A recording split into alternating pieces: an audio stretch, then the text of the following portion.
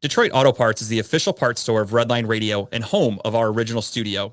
Now the home of Talking About Balls, the best show at Redline Radio. They have two convenient locations. East side, call 216-531-7373, or on the west side, 216-398-7373. Mention Redline Radio and receive 10% off of your purchase. Growing Wings Adult Services is the official sponsor of the old home for Talking About Balls, state-of-the-art Studio 2. Growing Wings Adult Services has over 7 years of experience with taking care of adults with disabilities. For more information, give Lisa a call today at 234-334-7547. Voted #1 remote guest by all of America at Dynatech. Talking About Balls. We're here to tell you that Dynatech is the best. As testified by many satisfied customers, their diamond saw blades are the fastest cutting and longest lasting. Customer satisfaction is how they measure success. Their engineers are always available to help you troubleshoot and solve a problem on your job site. Dynatech is the only saw blade company recommended by the pavement marking manufacturing industry. Located in Elyria, Ohio, Dynatech is committed to being the top diamond saw blade company around the world. Their products include saw blades, abrasive blades, pavement marking blades, core drill rigs, core drill bits, high-speed gas saws, masonry saws, walk-behind saws, tile saws, other construction equipment. They stand behind their products with a warranty and customer service that keeps their customers satisfied and earns us the ranking of best in the industry. Dynatech. Contact Dynatech today, 161 Reeser Court, Elyria, 44035, or call 1-800-446-9001, or visit their website, dynatech.com. Do you like NASCAR? Do you like collecting NASCAR items? No. Give Pit Road Diecast a call today if you want to go and purchase those awesome looking cars to add to your collection. They specialize in all the current and past, living and dead, NASCAR diecast and or model car kits. For all of your diecast needs, call 216-355-2347, mention Redline Radio, and receive 10% off your first in-store purchase. If you want to remember the good old days where you had internet to do your radio show, throw it on a t-shirt. Call Incredible Keepsakes. T-shirts, cups, binders, keychains, you name it, Incredible Keepsakes can make it and customize it for you. The official merchandise provider for Redline Radio LLC and all the show hosts. Call 440-242-9648 or go to their website, www.incrediblekeepsakes.com. As Diane would say, cherished moments are made to last forever. Are you remodeling your bathroom, kitchen, need new windows? Need a new desk for two show hosts? I was just going to say that, but I'm so glad you beat me to it, because you know what? Wiggins Construction Home Improvement does everything you need them to do. Residential and or commercial. Give Will a call today, 440-731-7654. And of course, tell him that Team Redline sent you. I talk a lot of smack here at Redline Radio, and you know what I'm not worried about? Getting some bad juju. That's karma. But you know what is great juju? The band Bad Juju. They're the official band of Redline Radio, covering all your favorites from the 80s and 90s. To book Bad Juju, call Chad Moon at 440-458-0209. I'm going to jump ahead to this one because I love Ohio Wheelman Series. They race cars. They're quick. They're fast. I haven't watched them yet, but I did see a video last year when Dave was showing it on Facebook, and they look pretty fun. Premier Stock Car Racing Series in Northeast Ohio, Michigan, and Indiana. Redline Radio is a proud sponsor of the Wheelman Series. Remember, we are still looking for 2024 sponsors. No better way to get your company logo on some of the fastest cars in the state. Not to mention, local racers are some of the most loyal people when it comes to supporting our sponsors. If you're throwing some old rickety chairs out the window and one of them happens to hit the sidewalk and you put a crack in it, call ACS, Affordable Concrete Solutions, LLC, to come by and check it out. Call today, 440-714-1987, or give them an email, affordableconcretesolutions.llc@gmail.com. Is your car broken down? Can you not start it? Is it not running? Do you have a tire that's flat? Give Tuffy Auto Care a call today. It's more than just a slogan. At Tuffy, we stand behind our work and promise it'll be done right. Period. Or guess what? They're going to fix it for free. Tuffy is located at 649 Leona Street in Elyria, Ohio.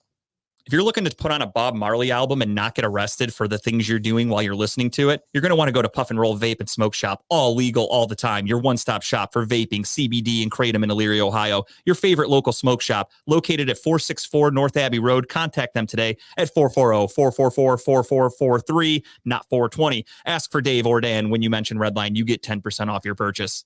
It's going to be getting cold here shortly. We're coming off a very hot summer, but is your AC not currently working? Are you afraid your heat's not going to work when the weather turns cold? And I'm going to power through that one because that's what we do here. Give Sensible Solutions HVAC Services a call today, specializing in service, maintenance, repair, and installation. 440-985-8387. That wasn't because Kyle couldn't read. It was because he was cold. He was shivering. So he's going to have to call and get his HVAC serviced.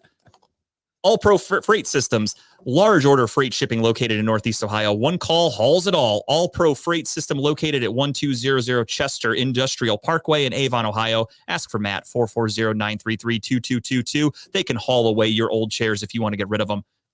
If you're interested in advertising with the station, get a hold of Dave at 440-503-0828. For all of our programming information, you can go to www.redlineradiolllc.com. Check out Redline Radio LLC on social media, Facebook, YouTube, Twitter, Twitch, Instagram, and LinkedIn. Want to take Redline Radio on the go? Download the Redline Radio LLC app at the Google Play Store. The Browns beat the playoffs, beat the Jets, and they're in the playoffs. That's why we don't edit here, because I fucked that up immediately. Browns are in the playoffs. Kyle's sick as fuck. We might be doing our last regular season buzzball tonight because this Sunday's looking a little iffy. All that and more. The Clinch starts now.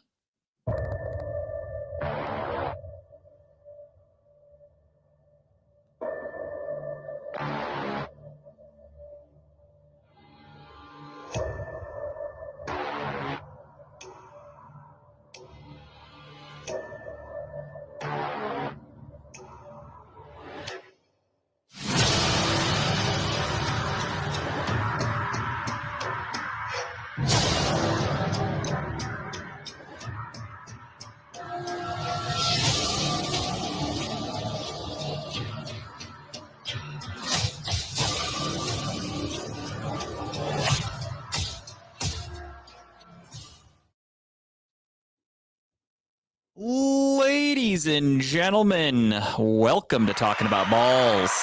We are here. We are live. There he is.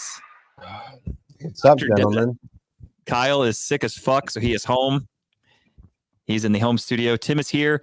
Tim's prairie dogging a little bit. Tim's got the chocolate factory's open and nobody can close the door, if you catch my drift, and he's not going to make it much longer. So we're all fucked, is what you're saying. No, basically the BS segment's going to be us BSing while Tim is just S'ing. That's so great. we planned it in advance. He was like, let's get this going. That's how good Tim is as a professional. He's got a shit so bad, but he's like, let me make sure your show gets running on time, and then I'll take care of this behind the scenes. And sure enough, fucking nailed it. I appreciate the fuck out of that. So thank you, Tim. My pleasure. Now you go enjoy that shit. So for the time being, we are going to be just Kyle and myself. Kyle, again, is sick as fuck. We have a lot to catch up on, though, for the BS segment. We'll let Tim obviously clear his chest as soon as he's done. And without further ado, how are you? Dude, you look okay, if that's anything. It's not great. We both have, like, Jess has a major sinus infection. I'm probably have a minor sinus infection because I think I got what she has, or vice versa. But it sucks. Like, I'm just been so tired these last couple of days. I've been like congested as fuck. Today was worse. My throat hurts. It's horrible, man. Tis the season, man. It sucks. Yeah, that definitely sucks. I joked with Tim because Tim texted the other day and he was like, sorry I couldn't make it to the wing thing, and I didn't go either. So I looked at him. I'm like, honestly, probably for the best we didn't go, because we might be sick ourselves right now. So it's might be a good thing. Hey, you know there what? He is. Adam, what's going on, dude? How's Adam doing? Is he sick today? He didn't do the wings, but I don't think he's sick now. Did Jess do the wings? No, Jess didn't do the wings. She tried the sauce, but she didn't do them. What's up, Shar? That's Chipper's wife right there. Oh, hey, what's going on? I saw you had a birthday recently, Shar. Chipper posted. I don't remember when, a couple weeks ago or something like that. So happy belated birthday. Yeah, this was I was joking with Tim before the show started, and I was like, you know what? I'm feeling kind of lazy today. Kyle's sick. Maybe we just take this week off. The Browns already clinched. They're good to go. They are playing all the backups on Sunday, so maybe we just don't do a show. And then I was like, you know what? Yeah, maybe I will just stay home. And Tara goes, oh, perfect. If you stay home, because she was home from work early. She's like, if you stay home, that's perfect, because then we can do some stuff around the house and get some chores done. And I went, nope, doing a show. See you later. Got everything packed up and left. I told her I would have rather have done 10 straight shows than stay home and do chores. So I mean, I'm okay with doing a shorter show if that's okay with you still, but yeah. Yeah, and that's the plan, everybody. We're not doing our normal 2-hour show today. Kyle's very, very ill. The Browns, again, the Browns are playing the Bengals, and the Browns already announced today that Jeff Driscoll, spoiler alert, is going to be our starting quarterback. So that means they're not playing anybody. That means you're more than likely you're not seeing Myles Garrett, you're not seeing Denzel, your top players, which is smart.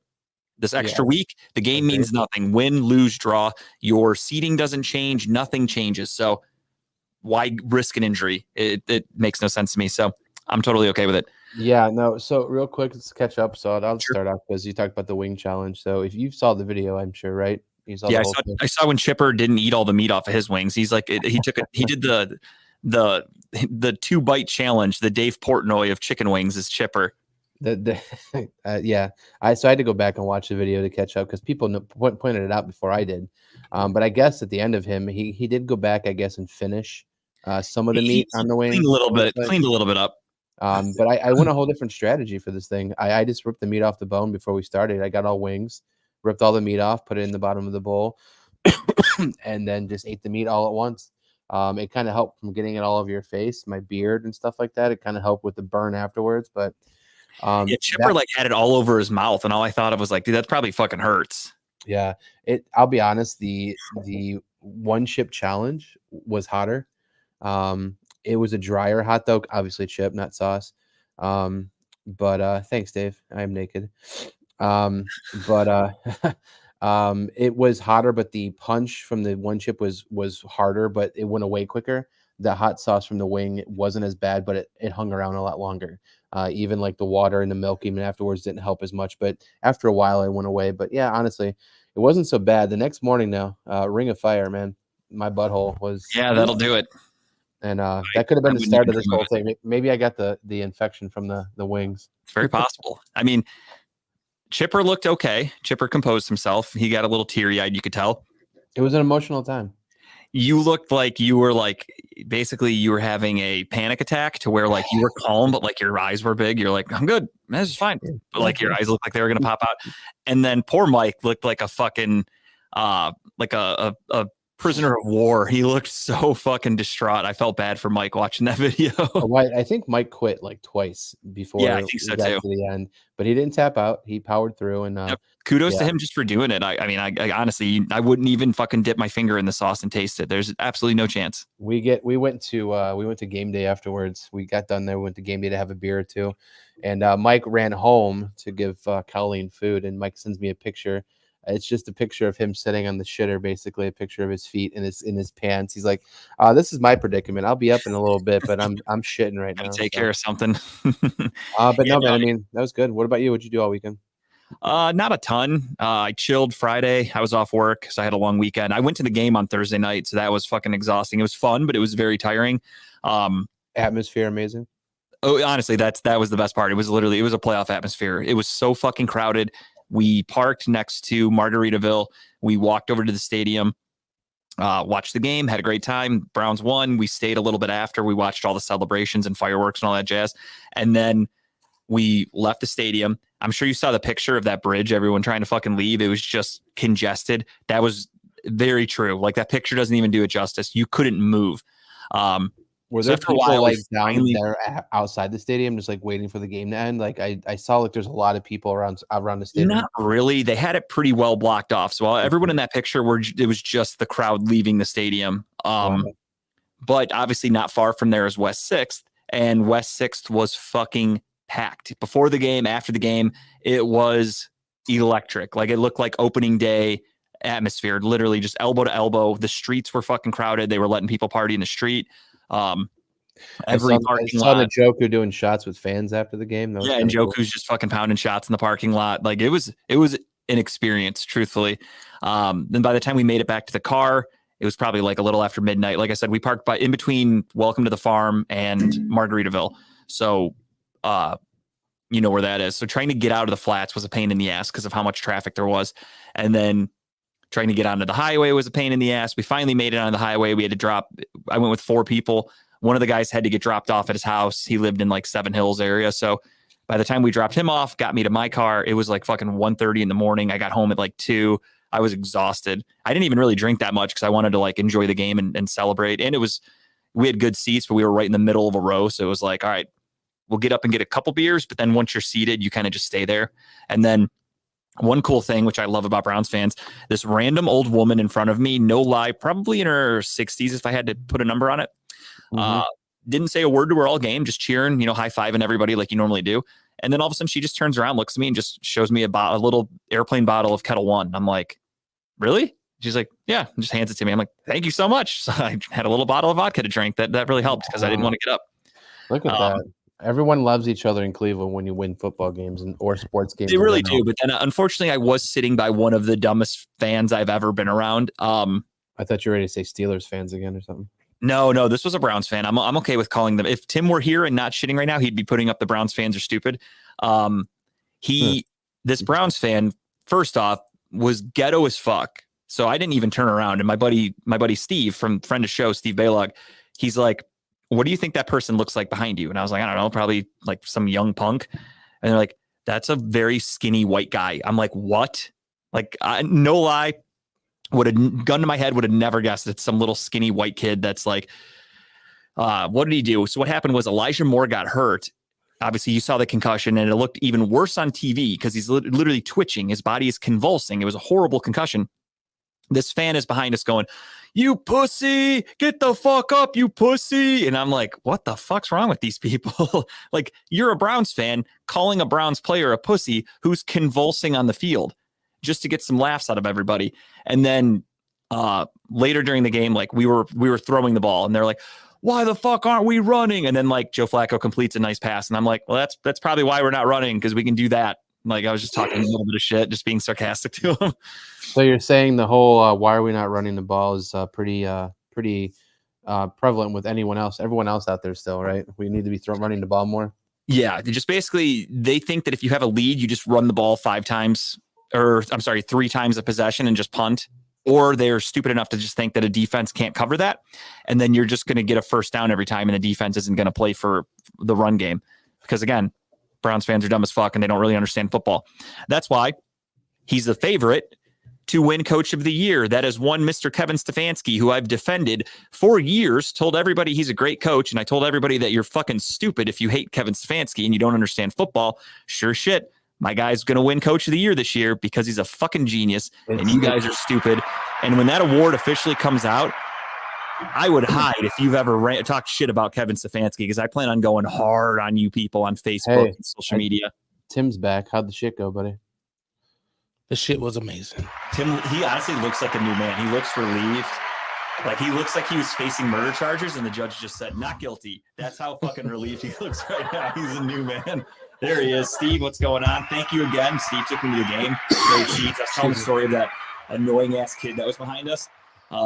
Oh, Tim, it's wafting in here. Yeah, it was funky. Good Lord, that's bad.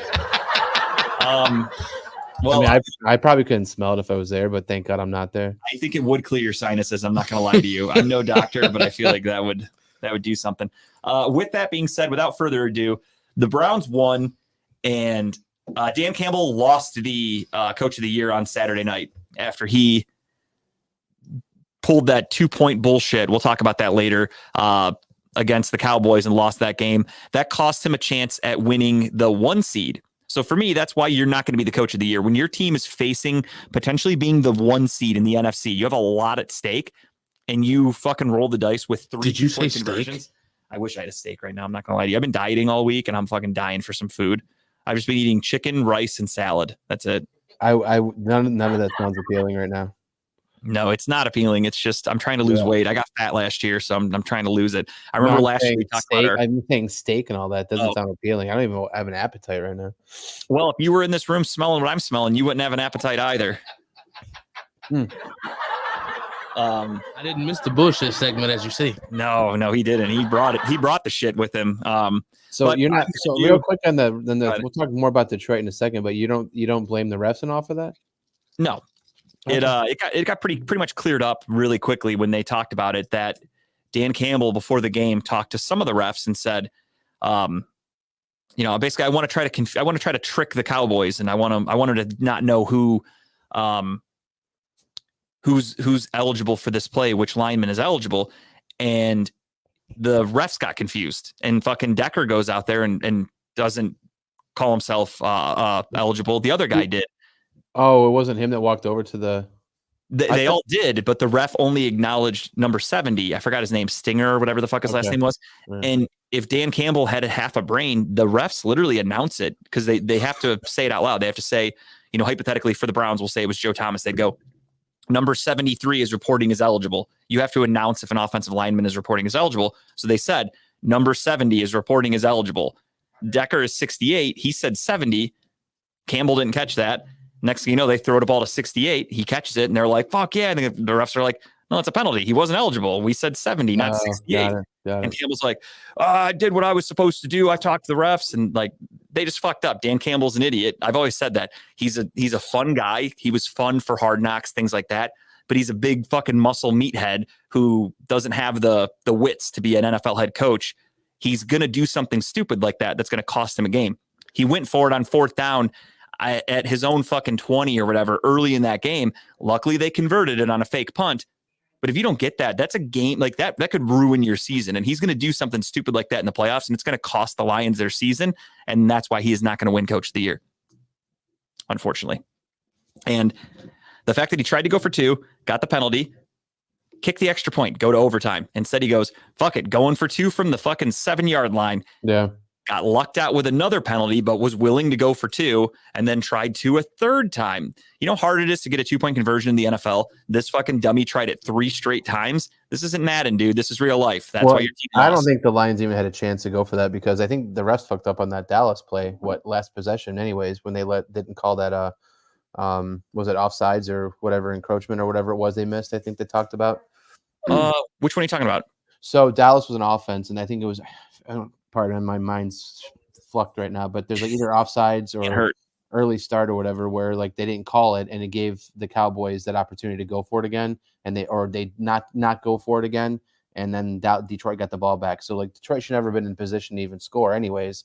But because the refs messed up their play, I forget what play it was, but I think I remember what you're talking about. But either way, Dan Campbell really fucked that situation up, in my opinion. I think you want to go for it the first time. Totally on board with that. You're on the road. You kind of want to prove a point. The play would have worked had they executed it properly, and it didn't. So after you fucked up the first time, just kick the extra point. Call it a day. Yeah. Instead, he went for it again. Went for it a 3rd time. No, it was a great game, but he just really fucked up. And for me, that's why I don't think he's getting. That's what it was. Culture tripping. That's right. Yeah. So he, in my opinion, he pissed away the Coach of the Year. It's going to Kevin Stefanski. I can't wait. He's a clear favorite. But yeah, that was pretty much it. I went to the game, had a great time with Steve. Got up Friday morning, got to sleep in a little bit. I drank that fucking espresso martini buzzball, which I do not recommend chugging that one. Delicious to sip on. I believe that would be a perfect breakfast buzzball. If you're trying to pregame a little bit and you want an espresso martini, go with a buzzball. Don't chug that motherfucker though, because it is thick and it is not good when you do it that way. That was probably the worst one I've ever chugged. And it kind of ruined my morning. Did it at least give you espresso? I don't know. I was so tired already. I don't even notice. It might have. I really don't remember. I think I was so focused on the shitty taste that I don't know if it gave me any energy, but it wasn't bad. Just don't chug it. Sip it. And then Saturday we went to brunch, went grocery shopping, did some adulting, and still BS. That's pretty much it. Oh no, you're fine. I got caught up in the game because I went to it, so it kind of reverted me back. But we got the picture up, so let's fucking do it to it. Kyle is obviously not partaking in this because he is sick. I've got water, so we're good. Tim doesn't have a buzzball. I only had one, unfortunately, so I got a solo mission tonight. I'm going with, it's green. You can't see it at home, but I'm going with the Tequila Rita. I figured I was going to do this one after the game because we played the Jets, so I'm like, green, that's perfect. But then I went to bed instead because I was really fucking tired, and I woke up and I said, espresso martini for breakfast. How perfect. I'll do a morning buzzball. And either way, now it's time for the Tequila Rita. So, ladies and gentlemen, without further ado, you know the drill. Let's hope this isn't the last one of A, the season. It shouldn't be. And B, the regular season. Maybe the Browns can upset the Bengals on Sunday with all the backups. Maybe Jeff Driscoll goes up there and balls. Who knows? Either way, this has been a hell of a run this year. I love doing the buzz balls. I look forward to bringing it back next year 1,000%. So stock up now just in case maybe buzz balls goes under in the next 6 months because we stop buying them all the time. So maybe they close doors. You never know. But if you got it, grab it, crack it open. Let's all do it together. You guys know the drill. Let me pop it. And 3, 2, 1. Talking about balls. Down the head. Or water. Oh, mine tastes so clear and clean and non-alcoholic. So did mine. I love that one. Yeah. All right. So that was my weekend. Pretty much watched football all fucking day Sunday, and then just went over to my brother-in-law's for New Year's Eve. Stayed there, got drunk, went home 2 a.m, something like that. Slept in, laid around, did fucking nothing on Monday but watched college football, and it was great to an extent. We did have to watch Michigan win, so that took away the great part. But I mean, what a game though! But still, both of them great games. I'll give it that. My favorite part though for Michigan fans, which is like, I was going to say act like you've been there, but then I thought about it and I was like, they literally never have, because they're treating that first win as if they won the national championship.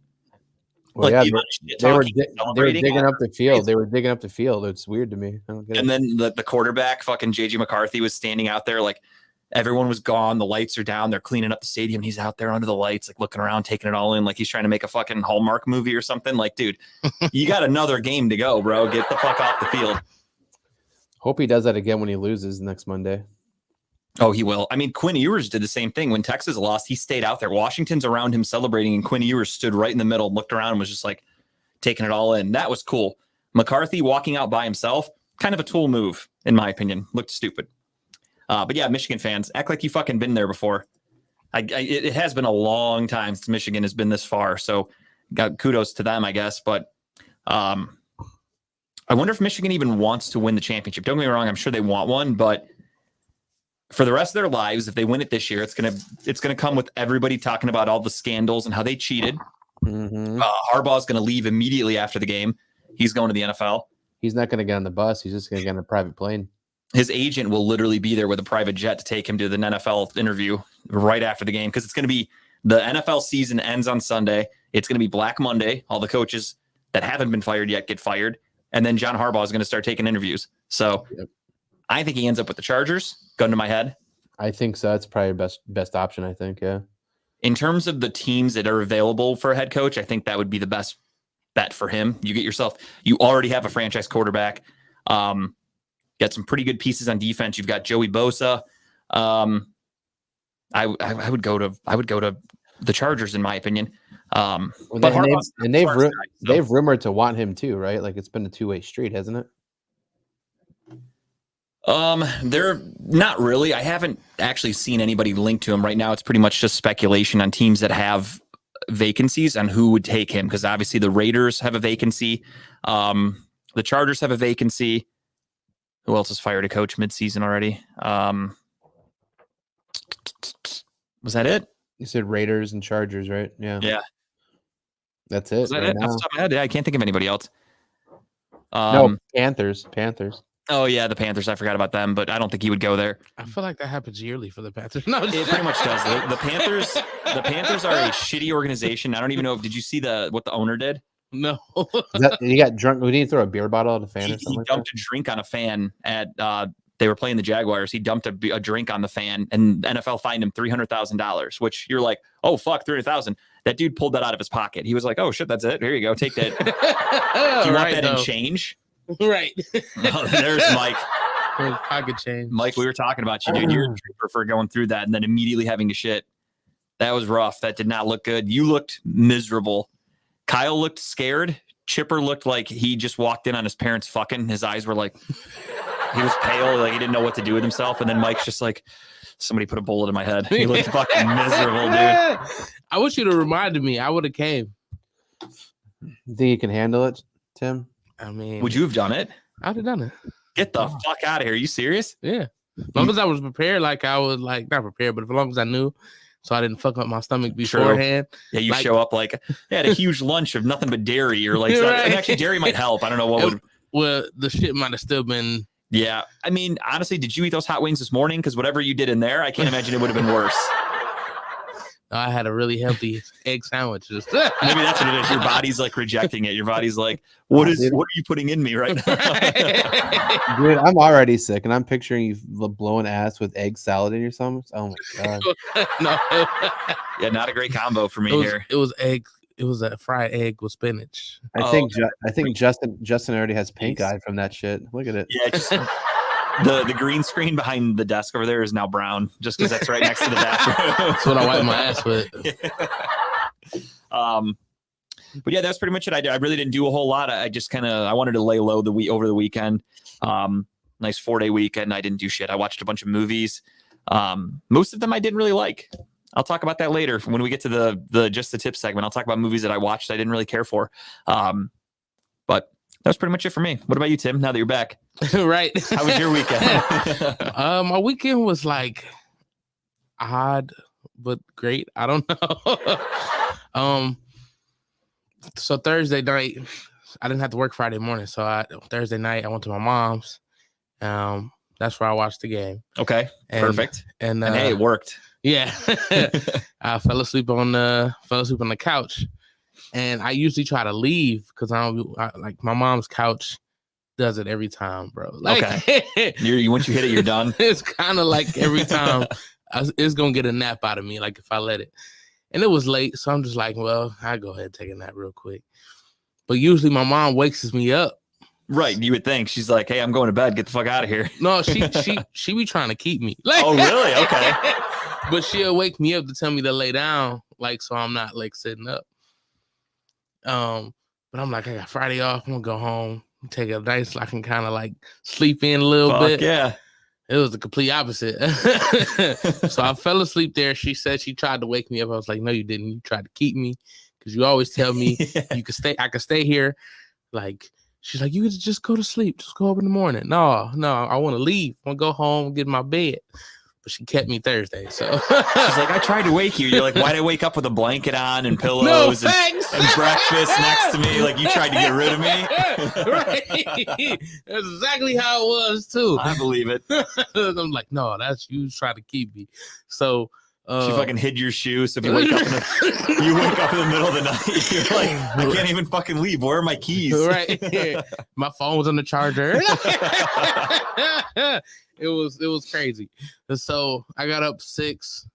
Well, it was earlier than that because she get up at like 5. I got up when she got up. So it was like 5 in the morning, went home and stayed up. Like yeah, so much for sleeping in on your day off.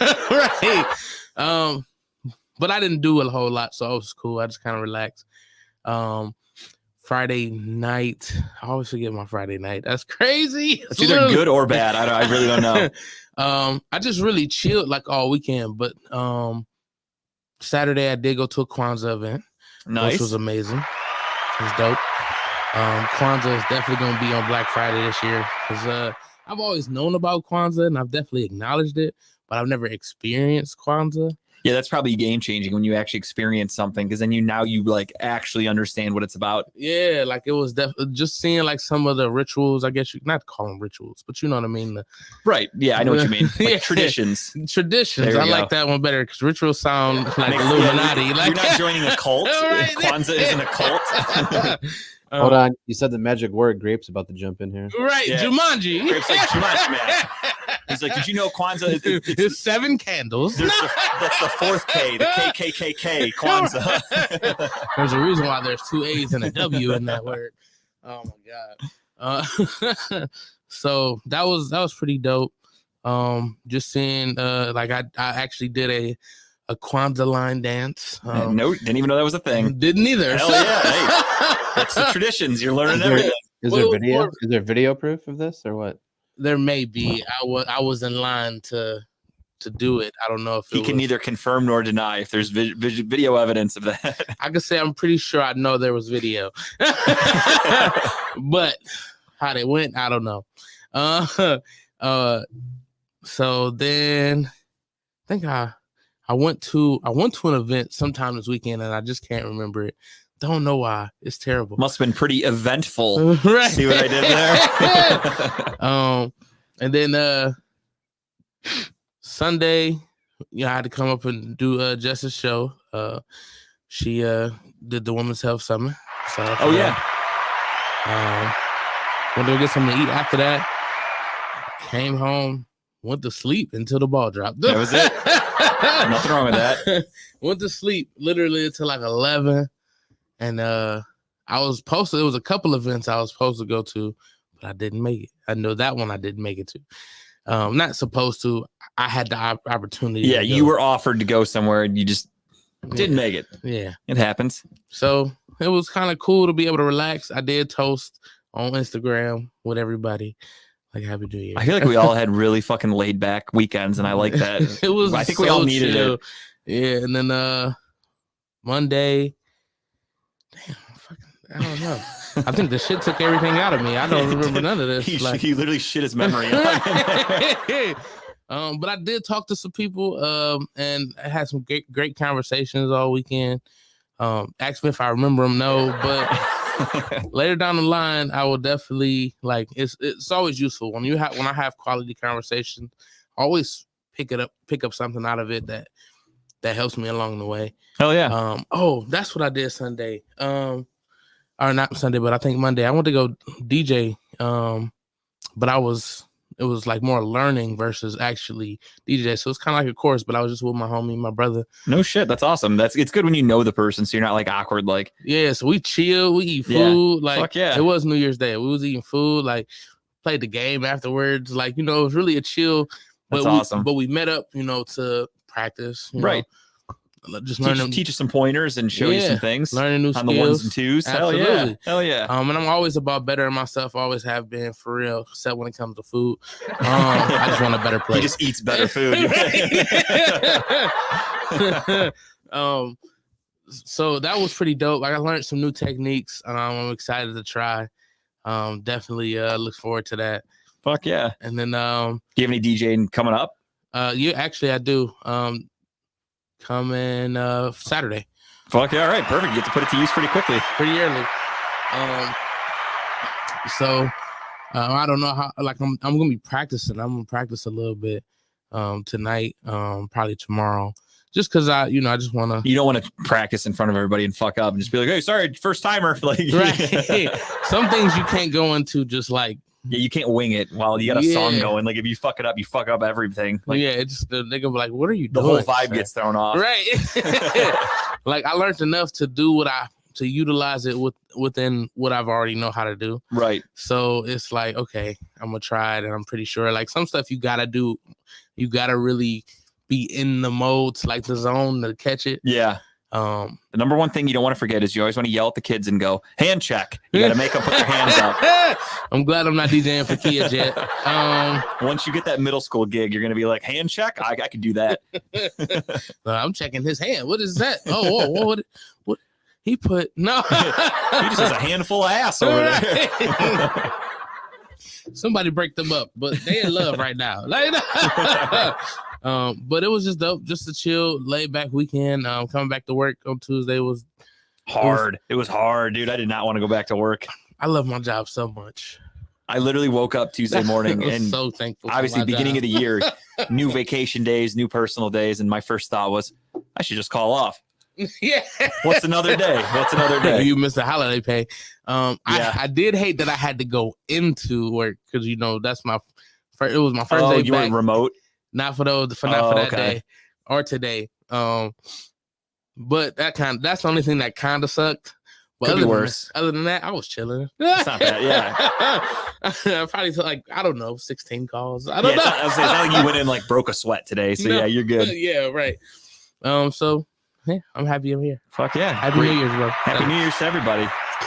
I hope everybody had a nice, fun, safe New Year out there. I think so. We got most of the regulars in the comments. I think everybody survived, which is a good sign. Great time. Yeah, it was a good weekend. It was nice. Honestly, I think we all needed just a fucking chill weekend. Yeah. I watched a bunch of movies. Like I said, most of them I did not care for, but still, they were long movies. Honestly, I think all of them were at least 3 hours long. Dang. So I got some movies in. You got more than movies. Yeah. I'll just talk about them now. I watched Killers of the Flower Moon, the new Martin Scorsese movie with Leonardo DiCaprio and Robert De Niro. Yeah. Good, not great. It was fine. It was okay. I want to watch that. it was probably an hour too long. There was like, it was honestly, I think it's a 3.5 hour movie.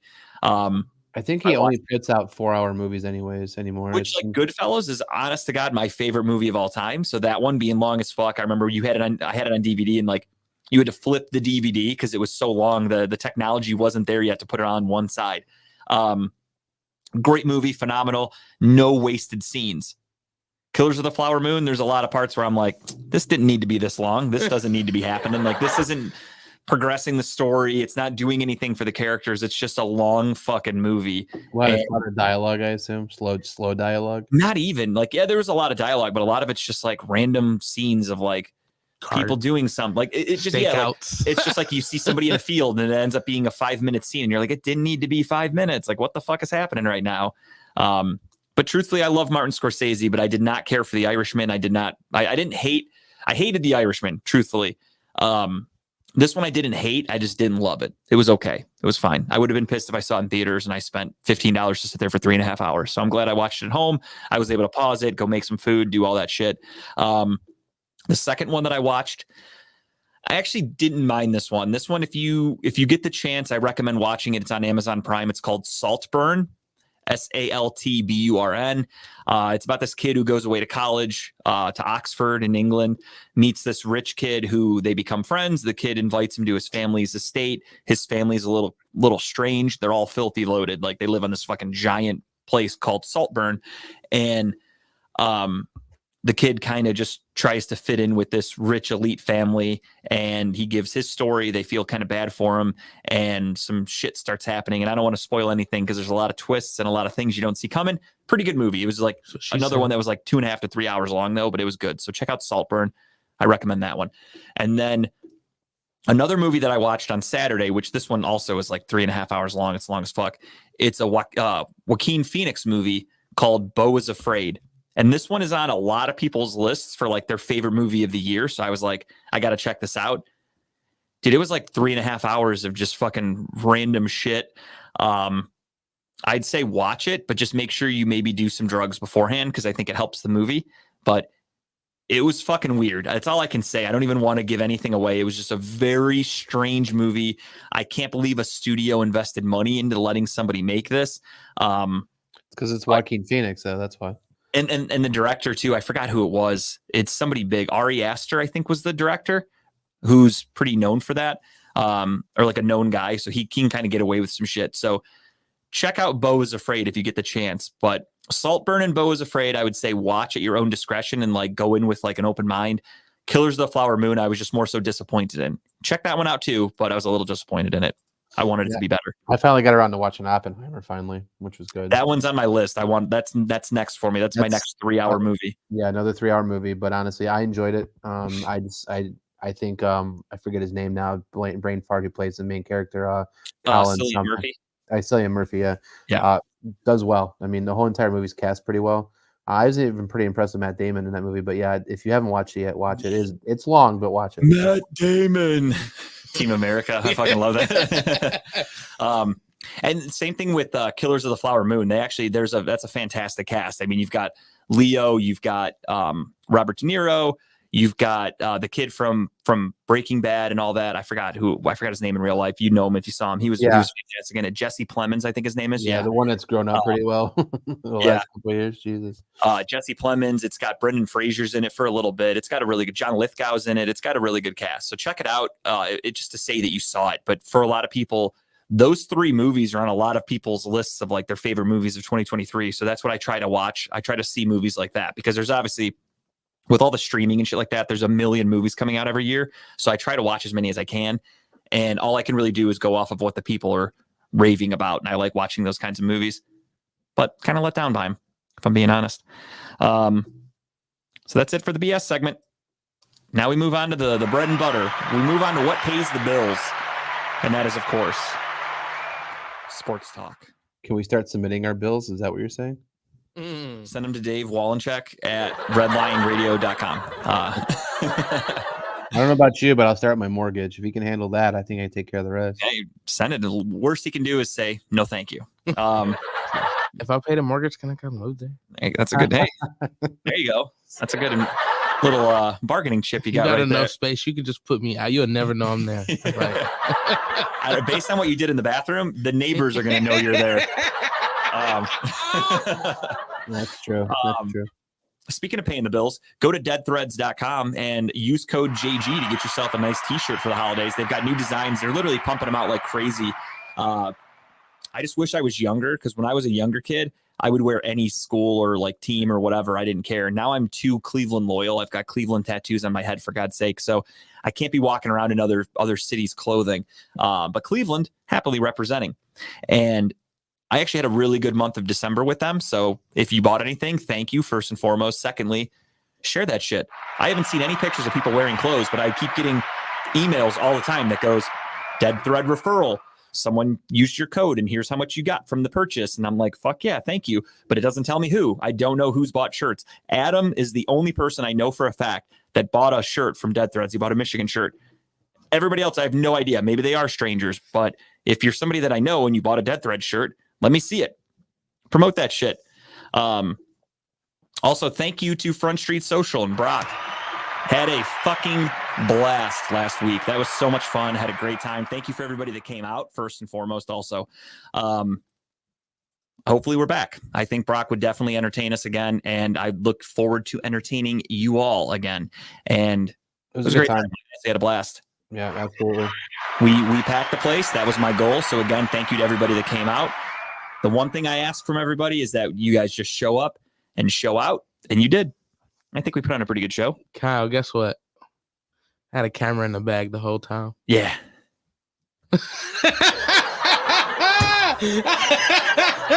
I put one in there. I knew I had one, but I'm like, damn, I ain't got no camera. The best part about that is I feel like it's just something has to go wrong with our remotes, regardless. So first and foremost, first of all, we show up and the food's fucked up. So shout out to Front Street for pulling through on this one, because when we had food issues at other places in the past, didn't go very smoothly. We had a lot of problems. Front Street was like, fuck it. Here's what we can do. Here's our menu. Let's make the best of it. And they fucking hustled food out. Drinks were there. I think he even ran to the store and got more burgers, because I think he did too. I That's saw good. more than one person eating a burger. So yeah, when we first got there, unfortunately, Jeff, friend of show, Jeff James, he is the cook at Front Street Social. I was really looking forward to having him, bust his ass in the kitchen for the crowd I knew we were going to be bringing in. And he texted me or messaged me a couple hours before the show and goes, hey man, I'm in the hospital. I'm sick. I'm not going to be there. And I'm like, not great. But then in the back of my mind, I go, they probably have a backup. We'll be fine. They did not. So to be fair, they had the Browns quarterback locker room of backups. He was on the fourth string. Yeah, they were on the Jeff Driscoll of chefs that night. They were on the fourth stringer that they just brought in off the street that week. But honestly, they did a great job. And Shout again, out to the homie. yeah, no, I forgot his name. I'm really bad with names. That's my bad. For the longest time, I thought his name was Ben, but it's Tony. Yeah, I'm pretty sure. For me, it could be either one. I don't remember, but shout out to Tony, I suppose. Shout out to Tony and Brock. I think Brock did go buy burgers because they were out of burgers when everyone got there. So at first their menu was strictly appetizers, deep fried foods. And then he went and got burgers, and I saw people ordering burgers, and I was like, fuck yeah, dude, this guy does it. He took care of business. I appreciate that. So we had a really good time. I can't wait to be back. It was nice. Yep. Fried pepperoni was an experience.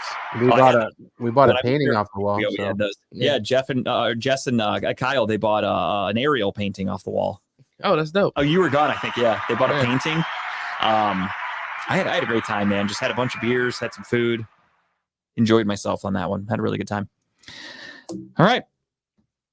Now let's talk about what we're all here for. The Browns are in the fucking playoffs thanks to what was it, 34-17 win over the Jets or whatever the fuck the score was. I don't even remember. Last points was like garbage points. It doesn't even matter. We blew them out. It was not even close.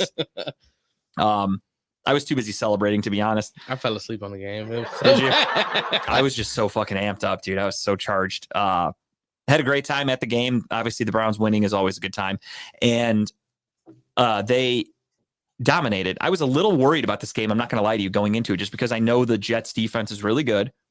Their secondary, especially, I don't think Sauce Gardner, I don't think we threw a pass his direction all game, which was smart. That's Kevin Stefanski and Joe Flacco. That's just brilliant minds playing smart football. He's a stud. You throw the ball his way, it's more than likely going to get intercepted. Something bad's going to happen. So don't throw his direction. They didn't. We went in all the other directions, dominated. Yeah. Without Amari Cooper. That was the best part. We were standing there at the game. I'm in the club section where we're hanging out, drinking some beers, and the screen pops up for NFL Network, and it says Amari Cooper out for tonight. And we're all like, motherfucker. Like, this is going to be a harder win than we thought. We have no Amari Cooper, and didn't matter. No Cooper, no problem. Who was that one that went off? Jerome Ford technically is the one who went off. He definitely Like, he caught that one pass and fucking broke like 4 tackles, like threw dudes down and just ran into the end zone. Fucking, he was like fucking flexing and shit. It was badass. It was when really Flacco cool. got hit in the head.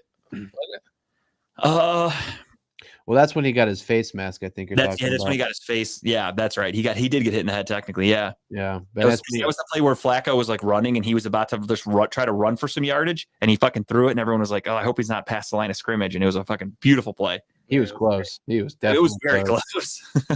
And being at the game, I don't get to see the lines they put on the TV. So for me, I'm like, oh, he was fucking over. And then they show the replay and I'm like, no, he's good.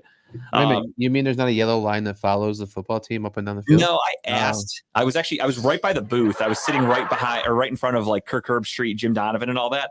And I looked up and I'm like, guys, what the fuck? Where are the graphics? And they were like, hey, nothing we can do about it. And then the other one too that's the one reason, like, it's funny because Steve and I we were going to a bar to watch the game on Thursday. That was our initial plan.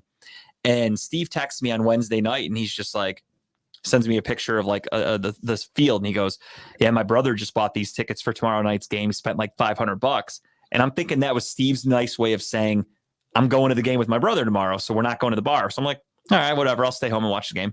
And I text him back, I'm like, so you're going to the game then? And he goes, no, I'm not spending that kind of money. I was just showing you my brother got tickets. He's like, we're still going to the bar, right? I'm like, yeah, sure, sounds good.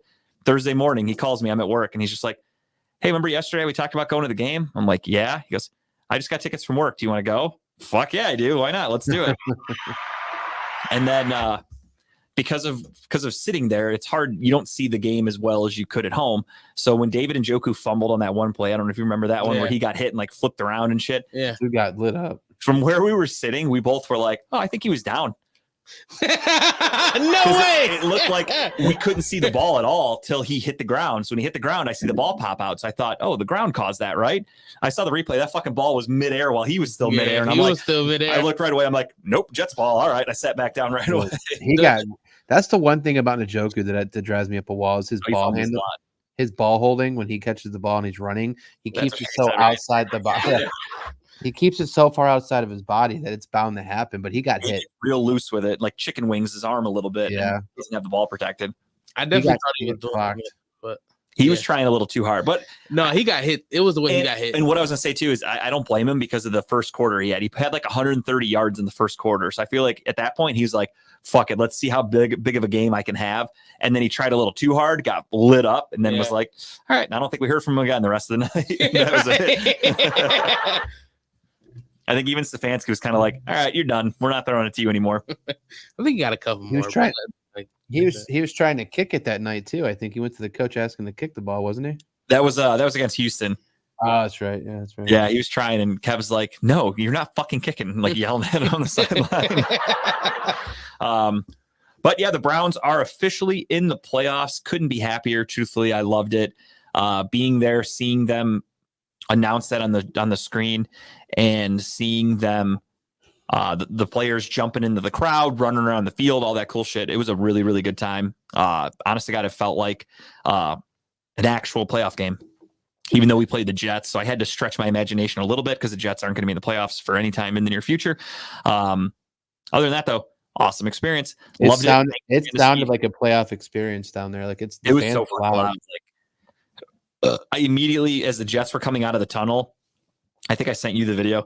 I literally filmed them running onto the field, and you just hear me going, boo, boo. And I sent it to all my Jets buddies, and I was like, fuck the Jets, specifically for them. Yeah, so what we're going to do now is we're going to go over the Week 17 scores, and then we are going to give you a quick update on the playoff picture. The Browns are, of course, locked in at 5, so it's crazy, man. This many games are coming down to Week 18. Yeah, no, this weekend's going to be really fucking cool. There's almost too much. Like I was looking at all the scenarios and I was going to write some down and I'm like, no, there's way too fucking many of like, this team wins, this team loses, this team ties, this team loses, this team gets in. It's like, nope, I'm not going through all that. Fuck that noise. Okay. No. You could do the NFL pick. I'm going to go through the scores first, then I'm going to do the bracket. So Browns 37, Jets 20, of course. Cowboys 20, Lions 19 on Saturday night with the controversial call. Dolphins, thank you for nothing. Ravens win 56-19, beat the absolute fuck out of the Dolphins, are pretenders. They're posers. The Bills squeak by the Patriots 27-21 to keep their playoff hopes alive. They're in an interesting situation as well. Falcons lose to the Bears 37-17. Both teams fall to 7-9. Texans beat up on the Titans 26-3 to keep their season alive. Raiders lose to the Colts 23-20. Colts stay alive in the playoff picture. Jaguars win 26-20. So all AFC South teams won, and all AFC South teams, except for the Titans, of course, are still in the playoff hunt.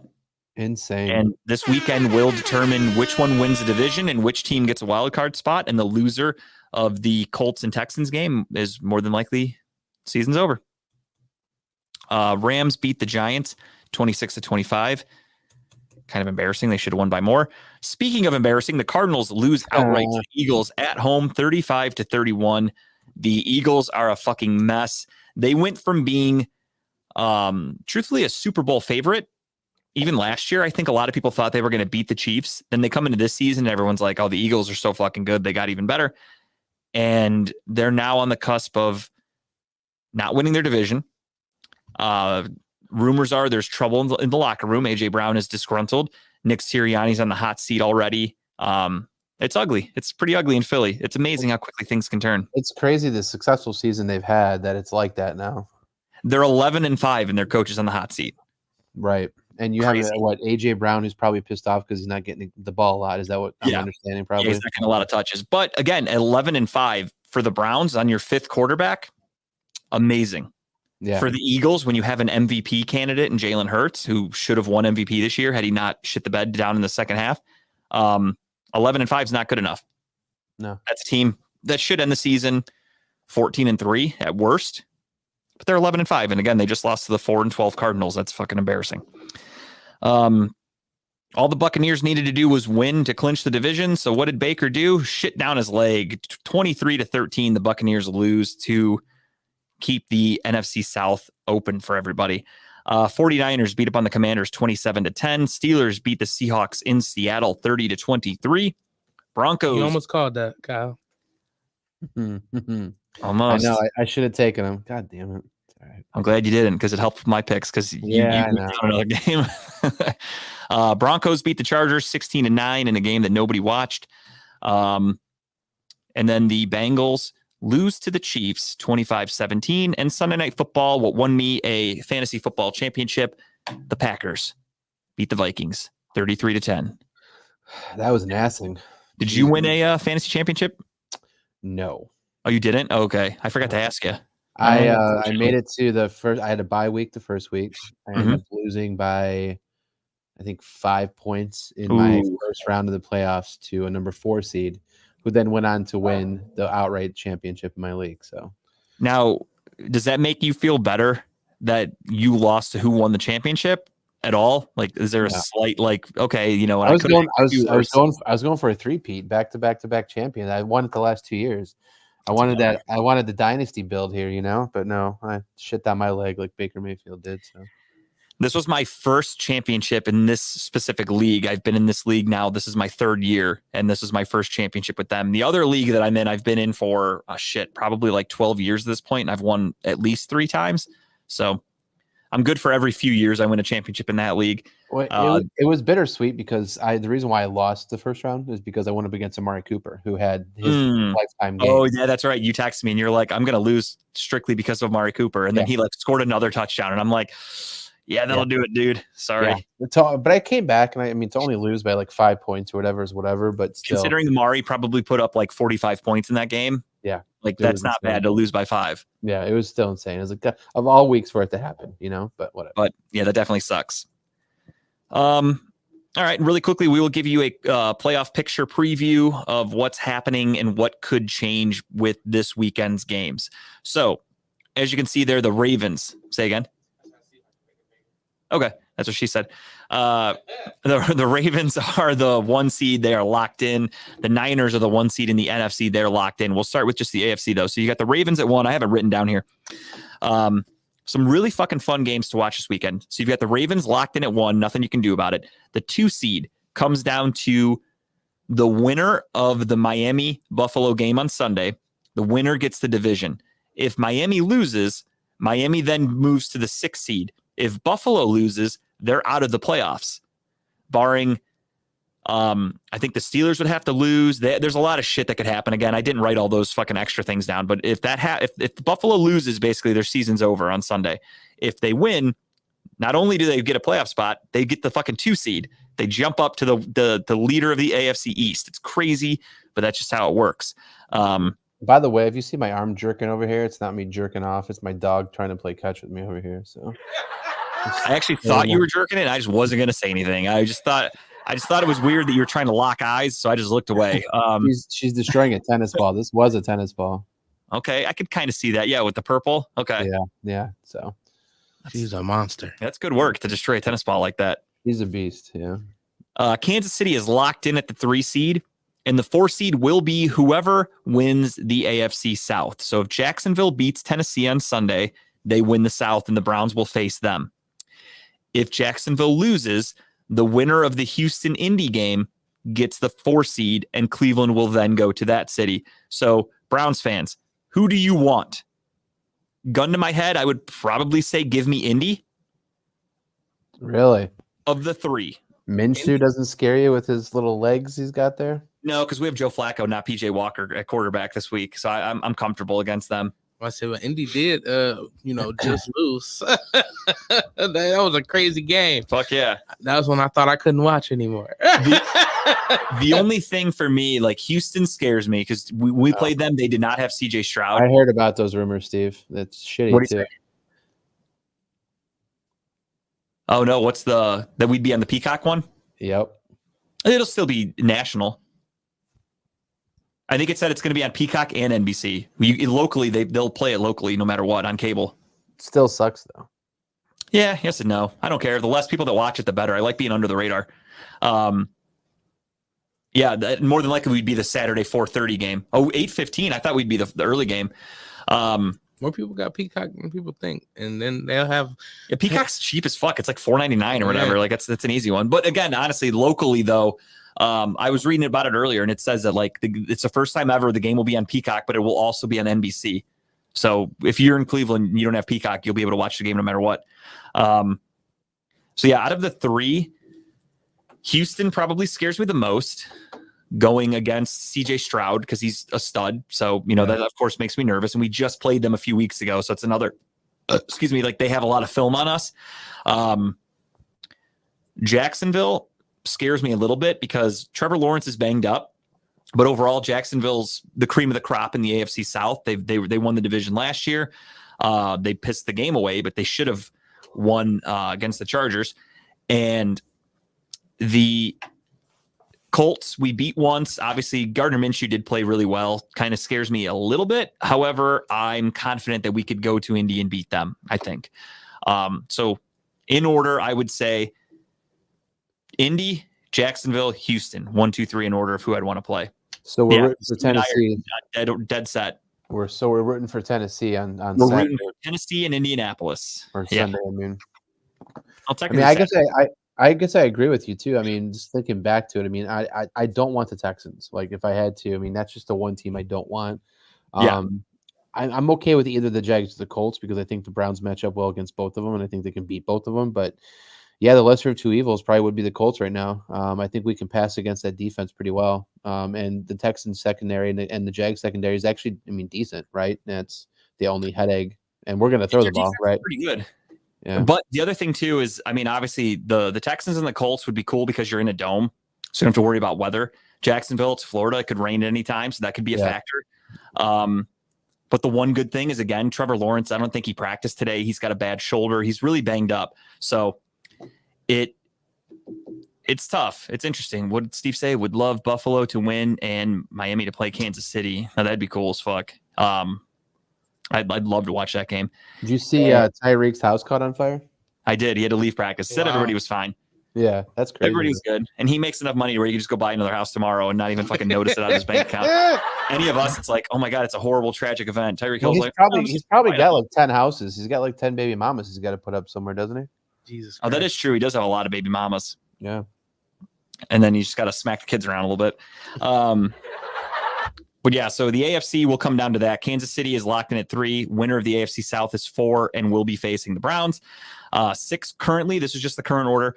6 is currently Buffalo, and 7 is currently Indianapolis, with Houston and Pittsburgh right behind them. Pittsburgh needs to win and get a little bit of help, and they could be in the playoffs as well, which is crazy to say out loud. Pittsburgh could potentially be a playoff team. Jesus Christ. Go away already. It's one of those things of like, I want them to go away, but I almost want them to go to the playoffs to get just fucking smacked in the first round by either Buffalo or Miami. I don't think it would be close. And the fact that Steeler fans all year were like, we don't want to make the playoffs. We stink. We want a draft pick. And they're going to find a way into the playoffs, even though they don't want it, is kind of cool. But at the same time, I want to be in the playoffs without them. Last time the Browns were in the playoffs in 2020, we, of course, had to play that shitty team and we sent them home crying. I'd rather just not even see them. So let's go fuck Pittsburgh this weekend. Yet another season of Tomlin over 500 football, though. I love that. That means they're going to keep him there and keep the Steeler fans happy because God knows they love him. NFC playoff picture is currently San Francisco 1, Dallas 2, Detroit 3, Tampa Bay is currently 4. If Tampa Bay wins this weekend, they will get the 4 seed and they will be the AFC South champions. Philly is currently 5. LA Rams are locked in at 6. And the 7 seed is going to come down to Green Bay, Seattle. I believe New Orleans plays Atlanta. And I think the winner of that will win the division if Tampa Bay loses. Yeah, I already said Baker choked last week. Baker left the game injured. However, I think they have an easy game. Don't they play the Panthers, I think? I think Tampa Bay plays the Panthers. We'll look at that later. But that's the current NFC thing. Same thing. Teams need to win. They got, everybody's going to need a little bit of help. It's a fucked up situation, the NFL playoffs, but that's great. They did a perfect job. They play the Panthers. Okay. And it comes down to week 18, the final game of the year for many teams. Win and you're in, lose and your season's over. So it's going to make it for really fun. It's going to make a really fun weekend. I love games like that actually are meaningful. It's going to essentially be a playoff preview. Like the games are going to be that impactful and that meaningful that we get to kind of watch a playoff game, even though it's still the regular season. So I'm very excited for that. All right. That's your current playoff picture. And of course, we'll know the final seeding and scheduling and all that jazz this time next week when we talk to you motherfuckers. Speaking of playoffs, NCAA football playoffs happened on Monday. We talked about it a little bit. Michigan beats Alabama in overtime with a historic comeback win. I guess it's not historic, but with to Michigan, it's historic. A comeback win. And Washington tried to give away the game against Texas, but they found a way to hold on to it. Michael Penix threw for like 400 yards, 2 touchdowns. Texas had no fucking answer for that offense. Their defense was a little questionable. Their defense is thought to be a little bit better, but they had trouble stopping Texas at times. I think this one's going to be a fun game. I forgot what the spread is. It's like Michigan -6 or something like that to start, if I'm not mistaken, maybe 4. Michigan's the favorite, but I'll take Washington in this one just because out of spite. I'm not picking Michigan. There's no fucking way. You looking up the spread? 4.5. Okay, I knew it was something like that. I was right in the middle. 6.5. Yeah, I don't know. I think I don't know if Michigan's going to be prepared for what they can do on offense. Michigan's known for their defense. Their offense is good. Their running game is fantastic. Other than that, their passing game is okay. But to me, their biggest threat is obviously their run game and their defense. So I think Washington's going to be able to counter their defense. And if they can shut down the run game a little bit, or just try to make Michigan beat them or keep up with them in a fucking boat race, I would take Washington personally. So yeah, not being spiteful with the pick, but yeah, I'd love to see Washington win. I would too. Me too. Michael Penix has beaten Michigan before when he was in Indiana a few years ago. So he knows how to play against that defense, against Harbaugh. And I wonder if all these rumors of this week coming out that Harbaugh's 99% likely to leave Michigan, the players hear all this shit.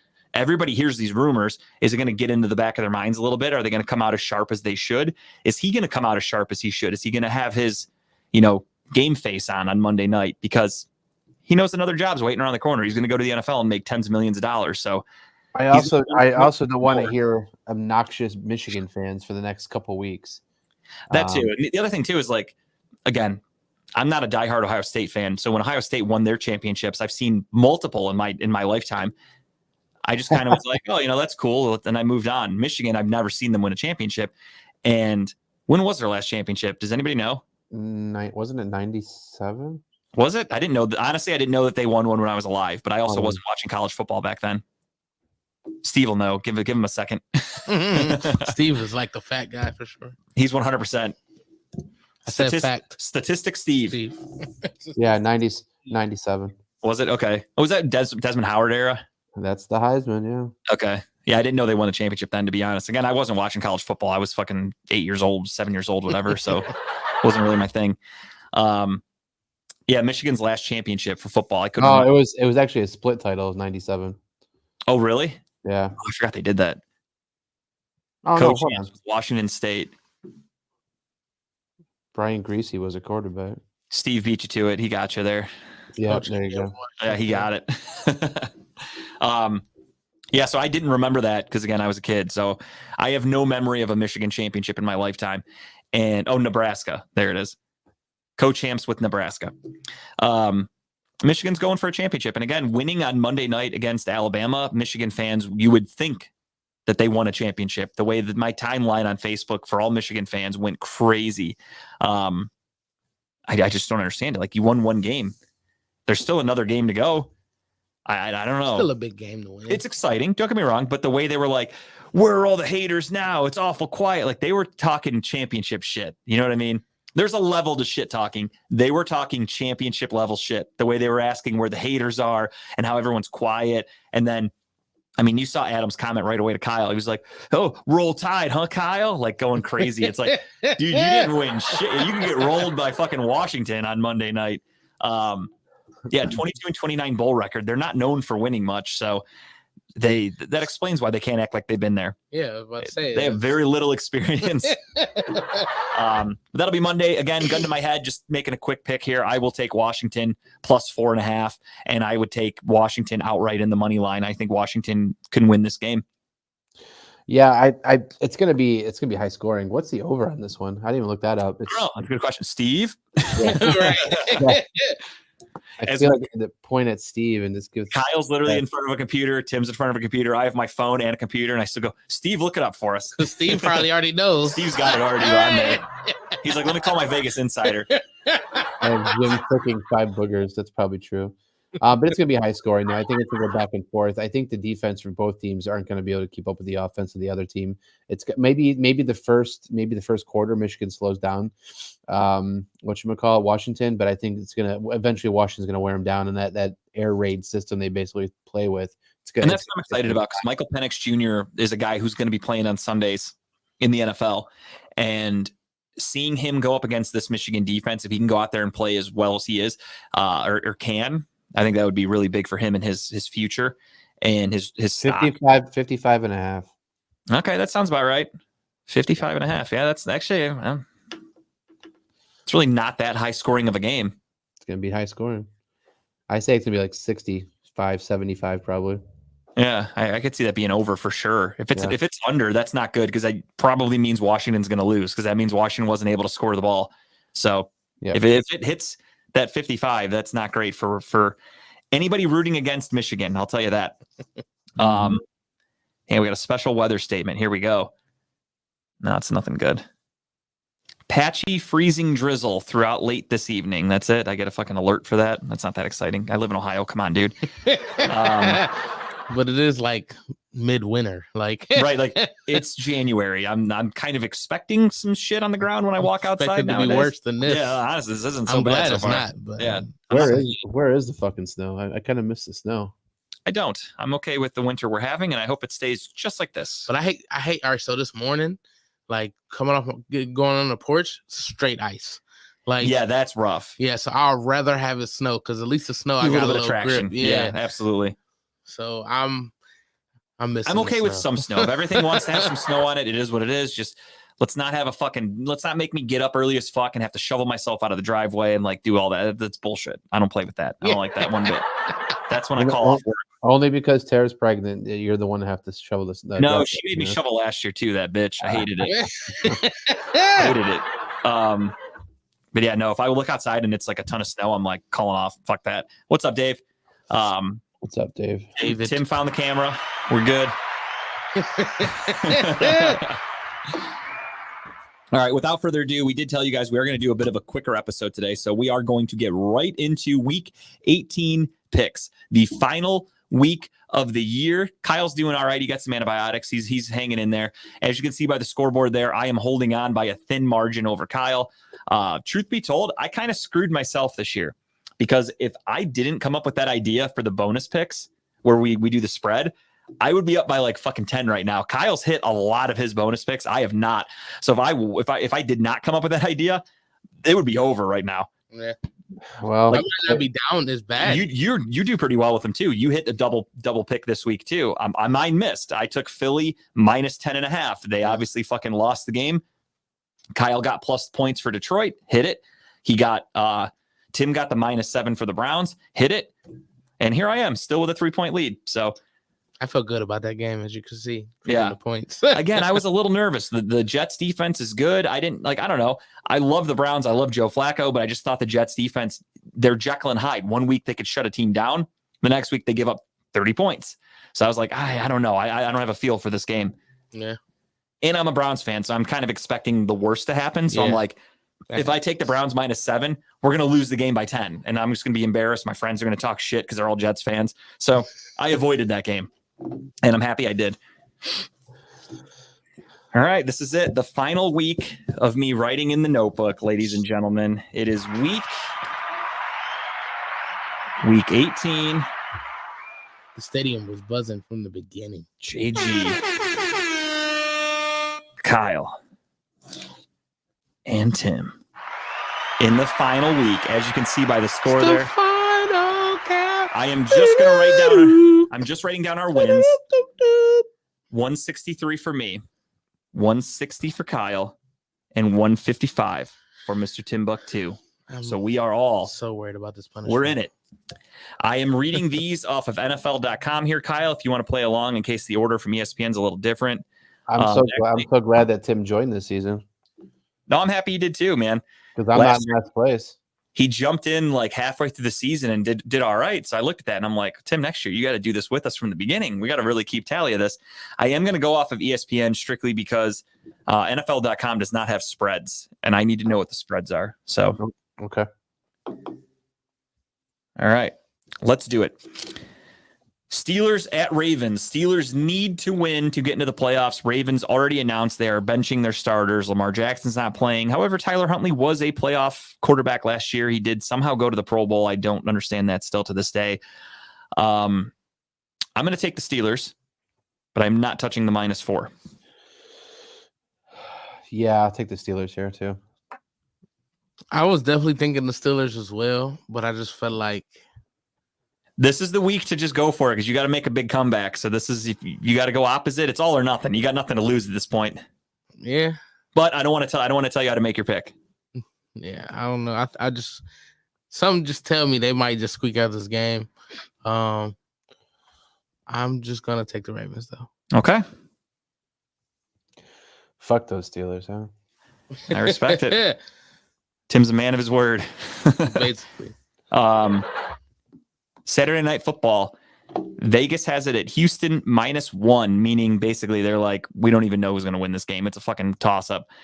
Texans go to Indy. Again, winner gets a wild card spot. Loser goes home. If Jacksonville loses, winner also wins the division. So this is a huge game for both of these young teams. Colts going in with a new head coach, backup quarterback. They've been banged up this year. Michael Pittman just coming off a concussion. Jonathan Taylor's missed a lot of time this year. Their defense is good, not great. Houston, up-and-coming team, rookie quarterback. They were expected to suck this year. And DeMeco Ryan has that team turned around. Give me the Texans. I mean, first off, Saturday's football is amazing. Can't wait to watch it. I am so fucking mad. I agreed to go to the Monsters game weeks and weeks ago, not thinking about Saturday Night Football. So I will be at the Lake Erie Monsters game or Cleveland, whatever the fuck they're called, the hockey game. I'll be downtown at the hockey game while this game's going on. He'll be watching the game on his phone. 1,000%. Give me the Colts. I gotta make a move here. So give me the Colts. All right. This is a good tell because we'll know even going into Sunday how it's looking for Kyle. He's either going to be a fourth game out or he's going to inch a little bit closer. I'm going to Texans. I like it. I think they're gonna push. I know they're young, so there's a chance that they might lose, but I think they might. I like how they were. I like CJ Stroud as a leader. Yeah, I think he's going to go down there. I think DeMeco Ryan as an ex player, he kind of understands like what's at stake here. So I think he's going to go in there and they're going to be all right. I have faith in them. All right, Sunday morning or Sunday afternoon, I should say. Baker Mayfield needs to win to get to the playoffs. Does he choke against the Panthers? If they played any other team, I would say yes, but the Panthers are garbage. So unfortunately, I have to go with Tampa Bay. Yeah, give me the Buccaneers here. Yeah, he likes to choke normal teams. Yeah, I forgot he played for them. God damn, I forgot he was with them.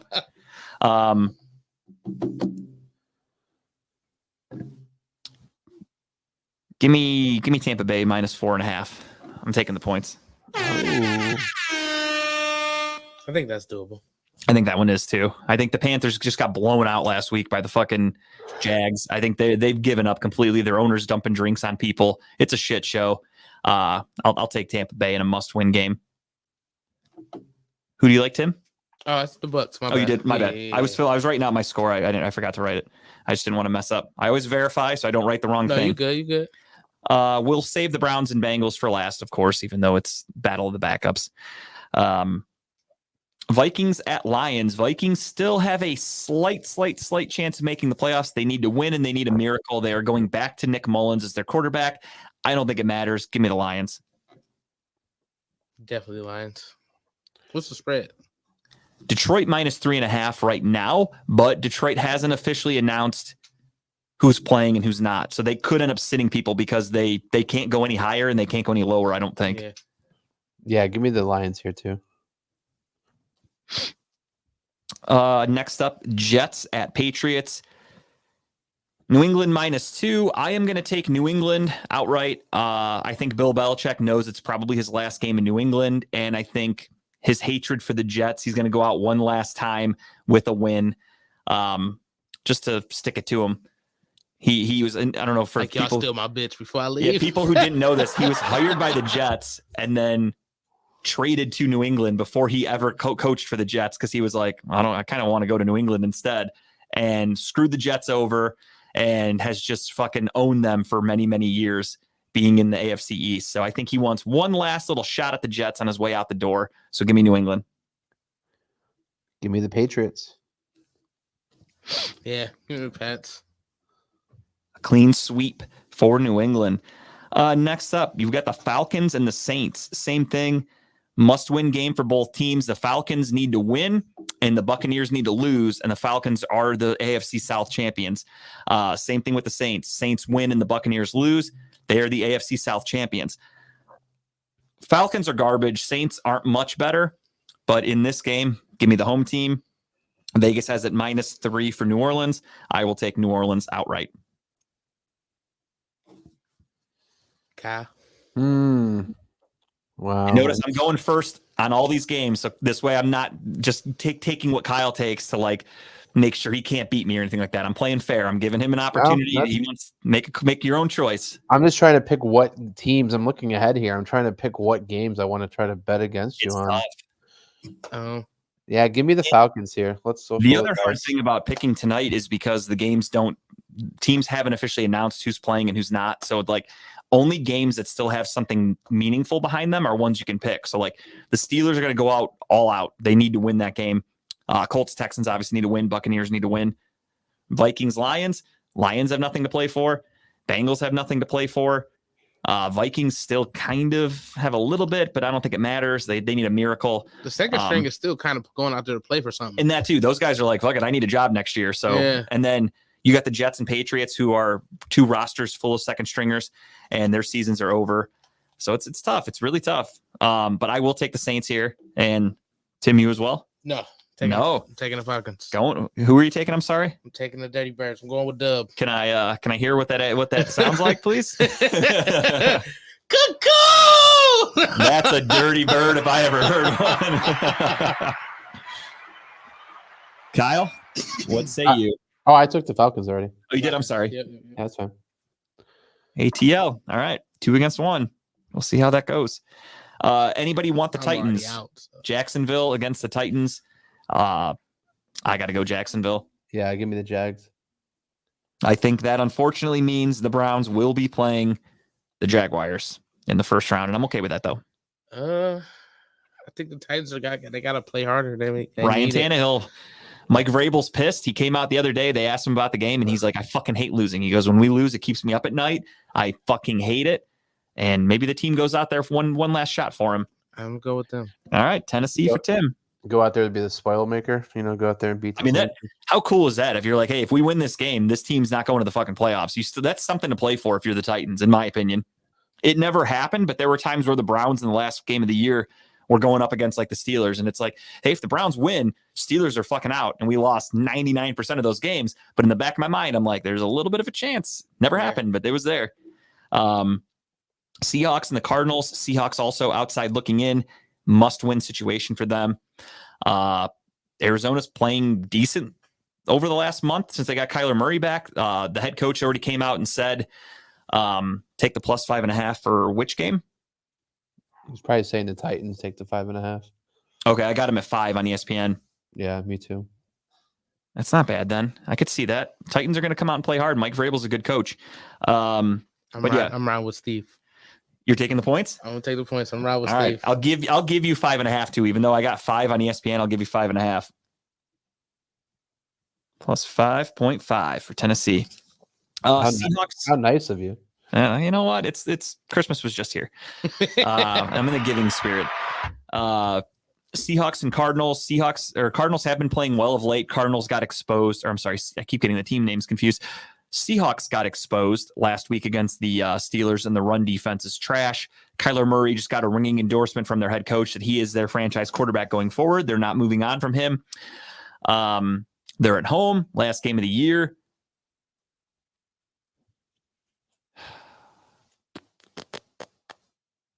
Give me the Cardinals. Is that a bait game? Say again. Is that a bait game? You took the Cardinals? I did. They're at home. They've been playing really well. They play hard under their head coach, John Gannon. I feel like you're baiting me to take the Seahawks here. No, I think the Seahawks lost last week. It sucked a lot of life away from them. They need a lot of help to try to get into the playoffs. It's a must-win game. The way the Cardinals have been playing, same thing. It's a division opponent. The Cardinals know if they beat them, they knock them out of the playoffs. So it might be just a little. They went to Pittsburgh and won. They just beat the Eagles on Sunday. I feel like this Cardinals team is not half bad. I got to take the Seahawks here. I mean, I for sure thought you were taking the Seahawks, but yeah, give me the Seahawks. No, I just went with the home team, and they got them at let's see what Vegas has. I didn't even look. 2.5. Yeah, Seattle 2.5. So even Vegas thinks it's going to be a pretty close game. So I'll fuck it. I'll take the Cardinals on that one. I'm kind of going with my gut. All right. Tim? I was thinking the Cardinals because I was playing some Call of Duty the other day. Thinking of Kyler Murray. Yeah. Hell yeah. That's his bread and butter. So, yeah. Cardinals? All right. I like it. All right. Then we got the Bears and the Packers. Packers must win to get into the playoffs. The Bears have been playing really fucking good football lately, though. Jordan Love, Jekyll and Hyde. You never know which one you're going to get. Same thing with the Bears. The Bears sometimes look fucking great. They put up 37 the other day. Played the Browns. They looked okay. The Browns kind of contained them. In Lambeau, this one's tough. I really don't have a feel for this game. I don't think it matters that they're in Lambeau. Green Bay -3. That's close. I'm just going to go with the home team. I think they're the better overall roster. They have a head coach in Matt LaFleur who's been there before. Matt Eberflus is still kind of on the fence of getting fired. Justin Fields is still kind of out there just saying fuck it because he knows he's probably not going to be a Bear next year. With all that being said, with the playoffs on the line, give me the Packers. That's a tough one. Very tough.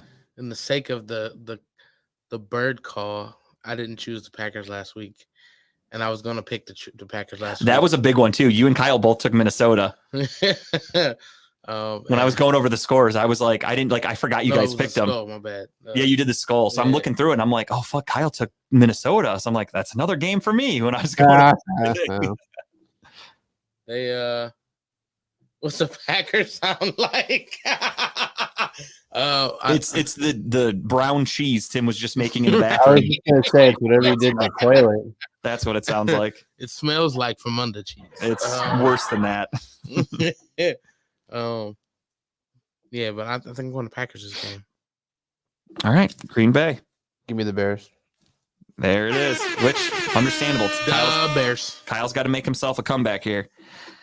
Next up, Chiefs at Chargers. Chiefs have already said they're benching everybody. Patrick Mahomes is not playing. However, the Chargers are playing with Easton Stick. They have nobody playing either. They kind of stink. I'll take the Chiefs backups in this one. I think they're a better team than the current Chargers, even with Easton Stick. They can't score. They put up 3 points last week against the Broncos. They're just a bad team. It's going to be an ugly game to watch, but give me the Chiefs. Tomahawk chop. Next up, Broncos and the Raiders. Broncos are going again with whoever the fuck their backup is. It's not Trevor Siemian. That's the Jets. Who the fuck is their backup?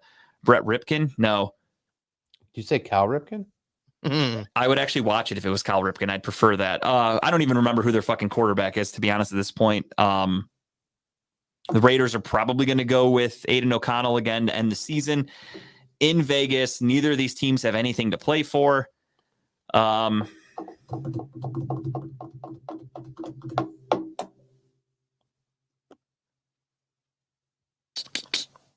Broncos have a better defense. Give me the Broncos. Give me the Raiders. All right. The Raiders. Tim? This is an ugly game. It is. This is tough. This is all backups. These are teams that have thrown in the towel. Like, I don't know what to expect. Yeah, this is ugly. It's going to be a very big week for me, or a very shitty week for me. But I'm going with Mr. Ed. Going with the horses. Nah. All right. Next up, Eagles at Giants. I think the Eagles still have something to play for. They're still trying to get the division, so they are going to be they'll be scoreboard watching, but they'll also be taking this game very serious. Giants already announced they're going to be starting Tyrod Taylor, who played very well against this Eagles team just on Christmas a couple weeks ago. With that being said, I'll still take Philadelphia. Yeah, give me the Eagles here too.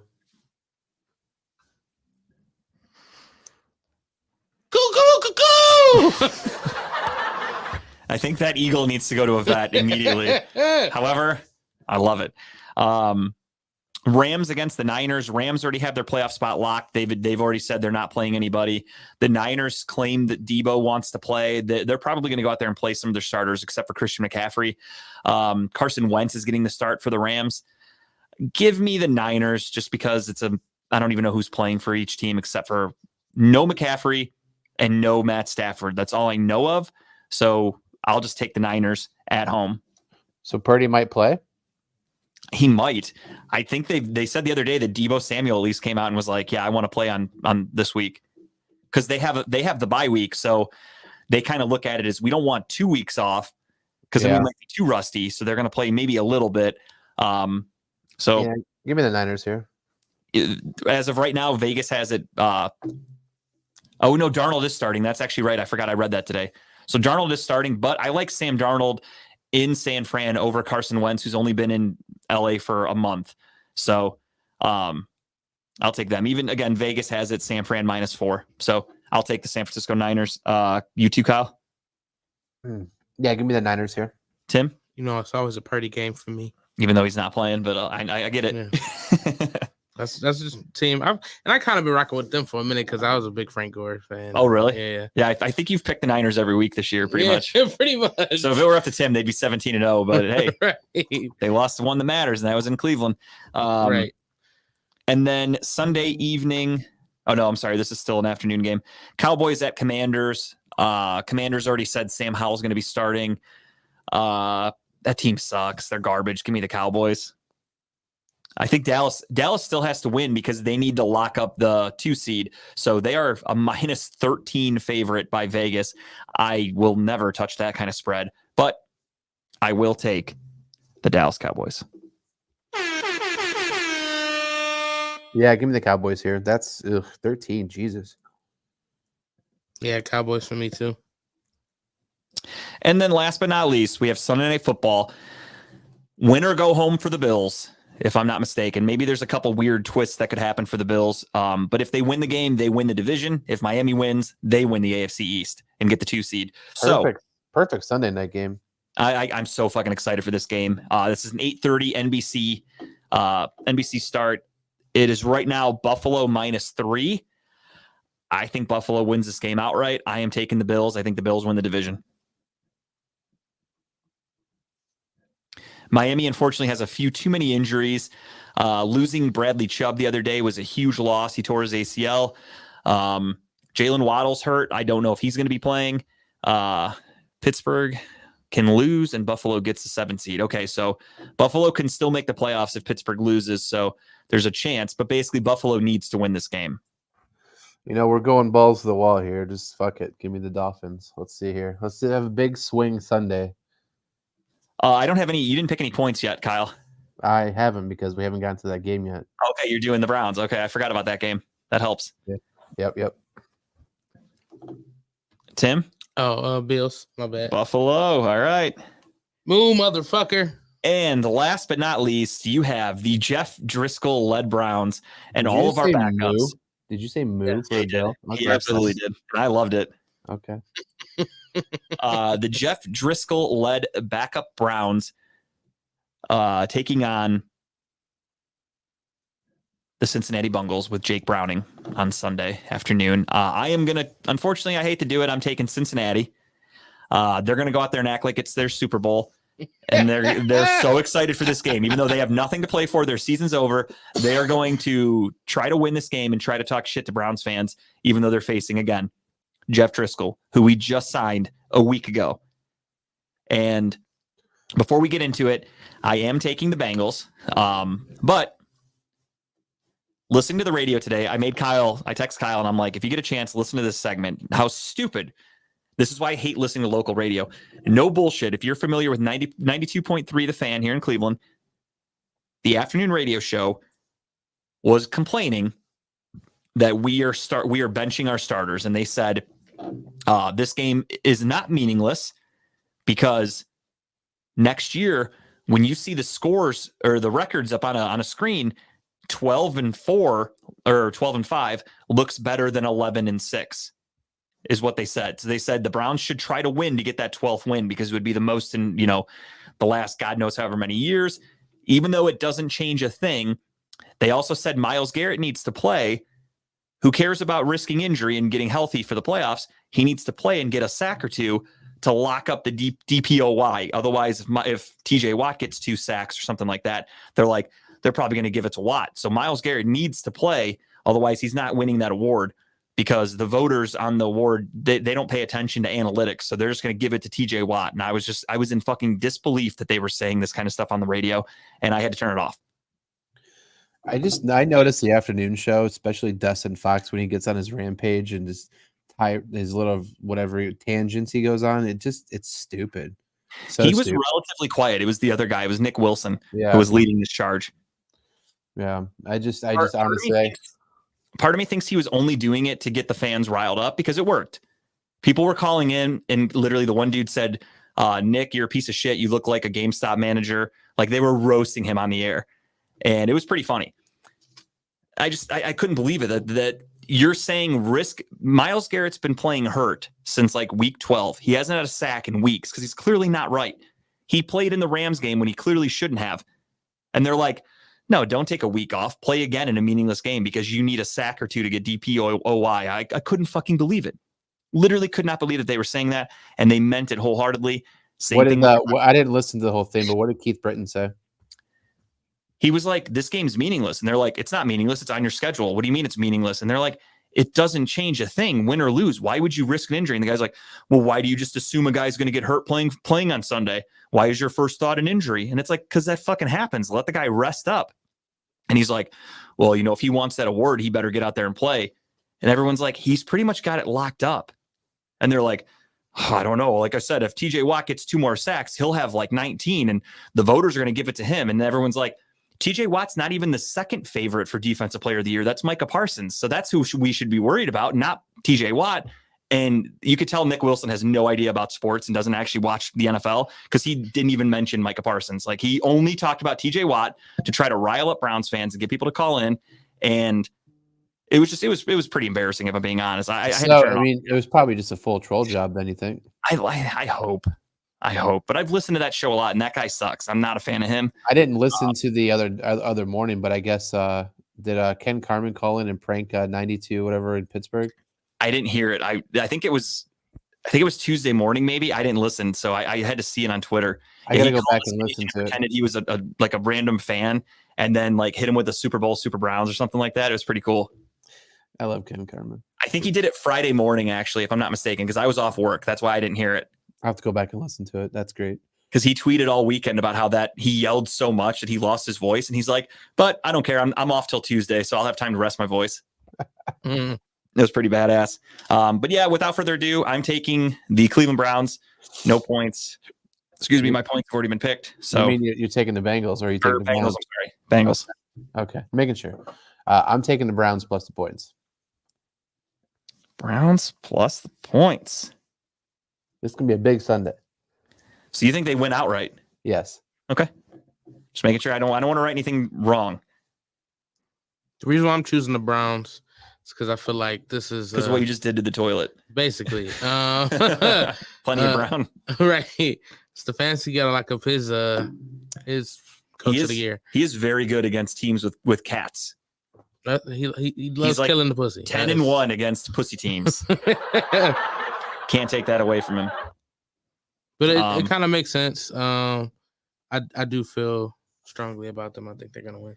I just think just because we're on the road, and unfortunately, I watched how our backups looked against Houston and against fucking Case Keenum and Davis Mills, and they looked terrible. And those are the guys that are going to be playing this entire game on Sunday, and that scares the shit out of me. So that's why I'm like, Jake Browning has done well enough against other teams, and they've won a couple games. They've still got some decent starters. I believe we're still going to see Joe Mixon. We're still going to maybe see Jamar Chase. We're going to see T. Higgins in probably his last game ever as a Bengal. These guys are going to want to ball out one last time, and this is their last opportunity in basically a preseason game that means absolutely nothing to us. So let them have their Super Bowl that they've never won, even though Browns fans try to tell everybody that they need to support the Bengals. All right. Well, that's it, ladies and gentlemen. There are your picks. Kyle and I have, let's see, 1 difference, 2 difference, 3, 4, 5, 6, 7. 7 different picks. This is literally going to swing everything. In a 3-game lead for me, this is either we have a champion or we don't. And then Tim, on the other hand, Tim and I have 1. It doesn't matter. 2. I'm still going to look it up. 3, 4. That's it. 4. Yeah, we do. We have 4 differences. So Tim can't beat me, but shit, Tim can't even beat Kyle unless you get your bonus point. Right. I didn't even think about that. Yeah, Tim could lose by 1. That's about the best Tim can do. Right. That's why I said I'm worried about this punishment. Valiant effort, Tim. Yeah. Hey, we had a great run. It was great. My goal, because since if you look at the score right there, I'm 163 and 97. My goal is to not have 100 losses. So I'm hoping to not lose more than 3 games this week, but it's going to happen. I mean, well, technically 3 will get me at 100. So what can you do? Would be really cool if I end with like 99. That'd be badass. I don't want 100 losses. That'd be pretty sick. So we'll see how it goes. All right. Again, this was a short show. So without further ado, I think that's like the 30th time I've said that. Was it a short show? Yeah, it's only 8:30. It was a full show. For us, it's early. Yeah. Usually we're ending at like 9:15. This is early. Yeah. Facts. We are going to get into just the tip, and I can't control you guys. So the faster you guys go, the faster we wrap the show up too. Well, I got 2 tips. You do. But the first tip is the Sunday of Hilarities. Fuck yeah, 51st jokes. 51st jokes. To ring in the new year. It's a great way to bring in the new year. I do have a DJ gig this weekend, which I think is going to be fun as well. Kind of get back into the groove. Like I said, I took last week off, and this week is not off at all. So hang on, I'm trying to read Steve's comment. It looks like Steve's going to be funding Talking About Balls going forward if this bet hits. He has a $1 12 pick NBA spread at 237,000, all hitting right now. Stay tuned. Good luck, Steve. That'd be crazy. That's a fucking lottery ticket right there, bro. That'd be dope. But yeah, Hilarities Sunday. But also, I don't get to watch very much TV or even things on Netflix. But I did get the chance to catch the Dave Chappelle special. Since I'm bringing, I always talk about comedy. And the crazy part about it is I didn't even know he was coming out with anything recently. I saw it on like Friday. I turned on Netflix and it says coming Sunday, Dave Chappelle. And I was like, oh shit. I did watch it Monday. I did too. Which usually, like I said, usually that doesn't happen for me. So the fact that I got to watch it, I was excited to actually watch it just because it was such a good, I feel like that special was for the Dave Chappelle's fans.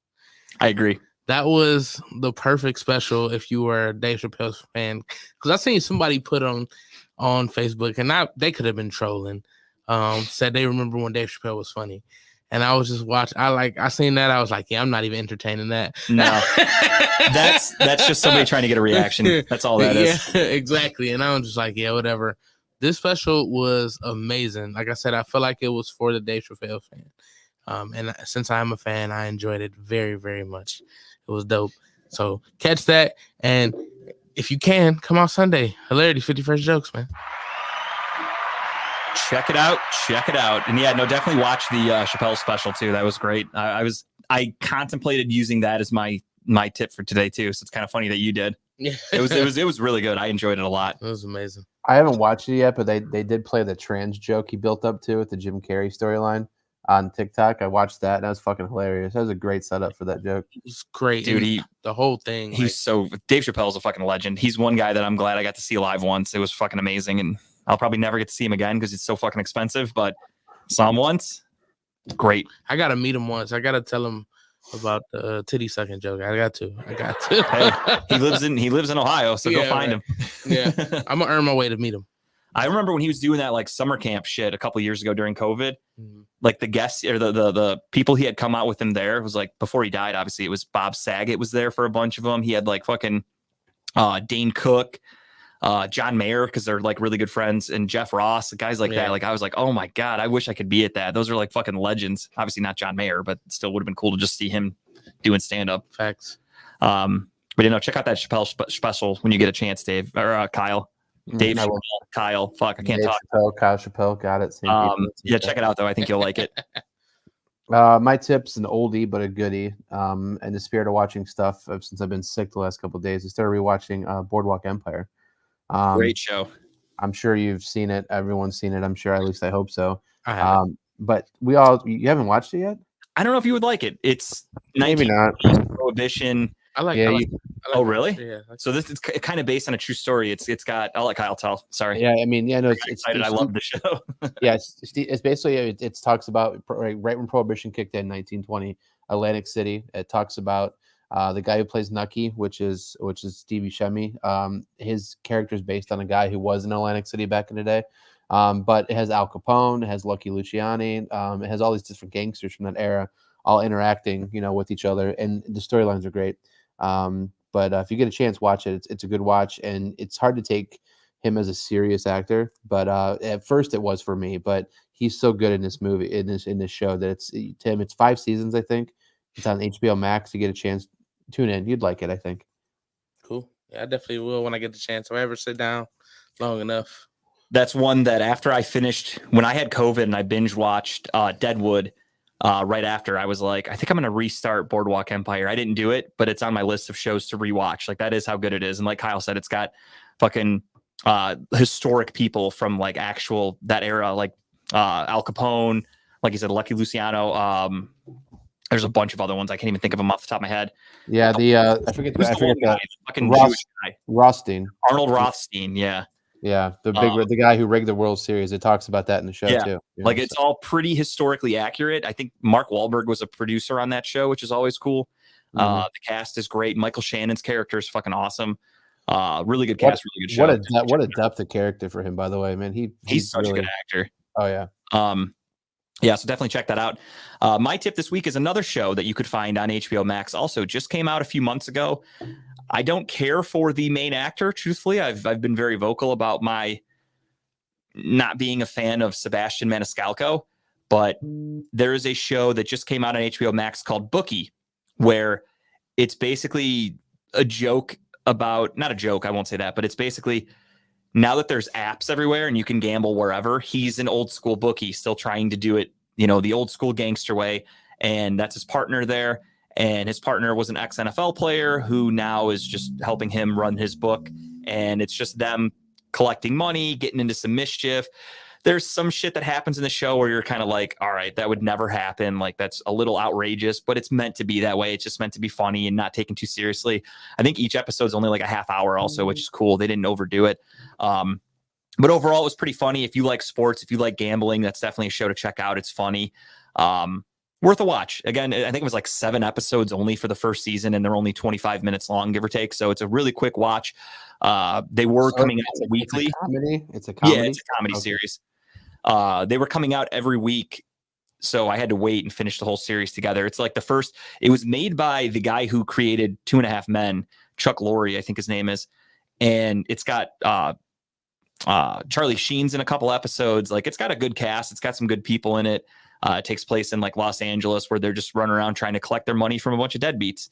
30-minute episodes or hour episodes? Just like 28 minutes, give or take. Okay. Yeah. Okay. Right, really cool. quick watch. And again, there's a couple parts where you're like, all right, that's a little ridiculous, but a lot of funny parts as well. I just don't care for Sebastian Maniscalco's, like, the way he overdoes the Italian accent. For me, it kind of rubs me the wrong way. But other than that, it's good. It's definitely worth watching. So check that one out on HBO Max. Bookie. Awesome. That's it for me. Well, kids, I'm gonna go back to bed. Yeah, we are going to say goodbye to Kyle, because when the stream ends, Kyle ends for the show.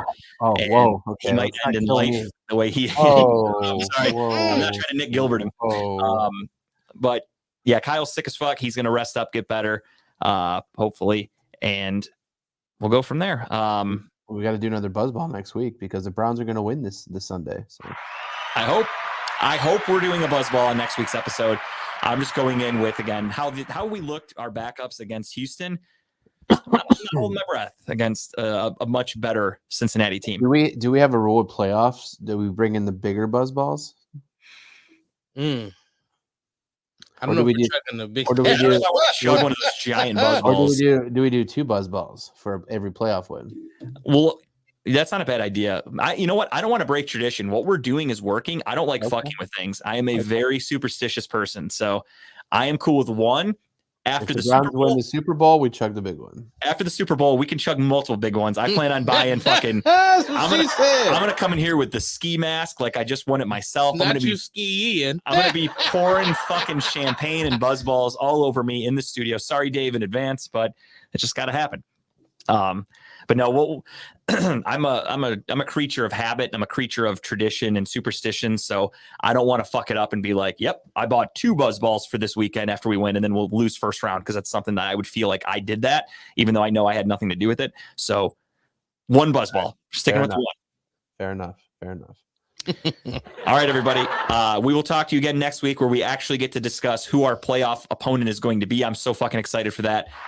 Knowing that it's locked in, it's not just a pipe dream.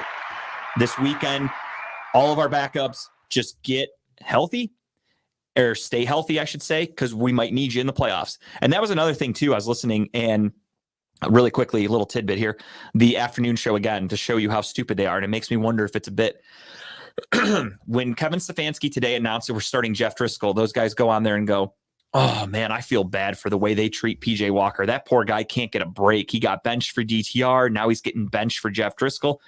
Did they not realize they're not starting PJ Walker because we don't want what happened to San Francisco last year? If, God forbid, Joe Flacco gets hurt, we don't want to have to turn to Jeff Driscoll. We want PJ Walker in the game. So they're not playing PJ Walker to ensure PJ Walker's healthy for the playoffs. Those idiots didn't understand that, and they think PJ Walker got benched, and they're like, why even have this guy on the roster? Why would they do that? They're so fucking stupid. I couldn't believe it.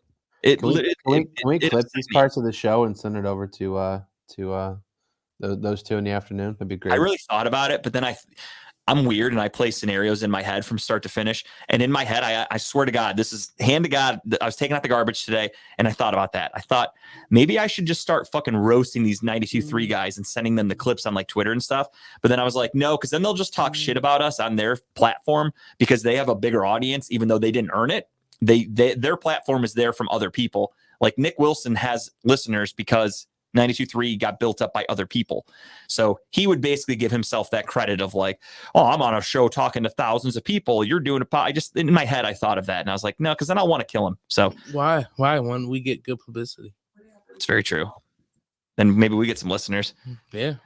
Although I just don't want to start a feud with Nick Wilson because I really just the sight of his face really infuriates me. So you just don't want to see him. I don't ever want to see him, and I don't ever want to hear him say my name because I think it would just piss me off. So, but no, I hate those guys, and their show sucks, and I can't listen to 92.3 that much. Only Ken Carmen. All right, everybody, go Browns, stay healthy, and then next week we're talking playoffs, motherfuckers.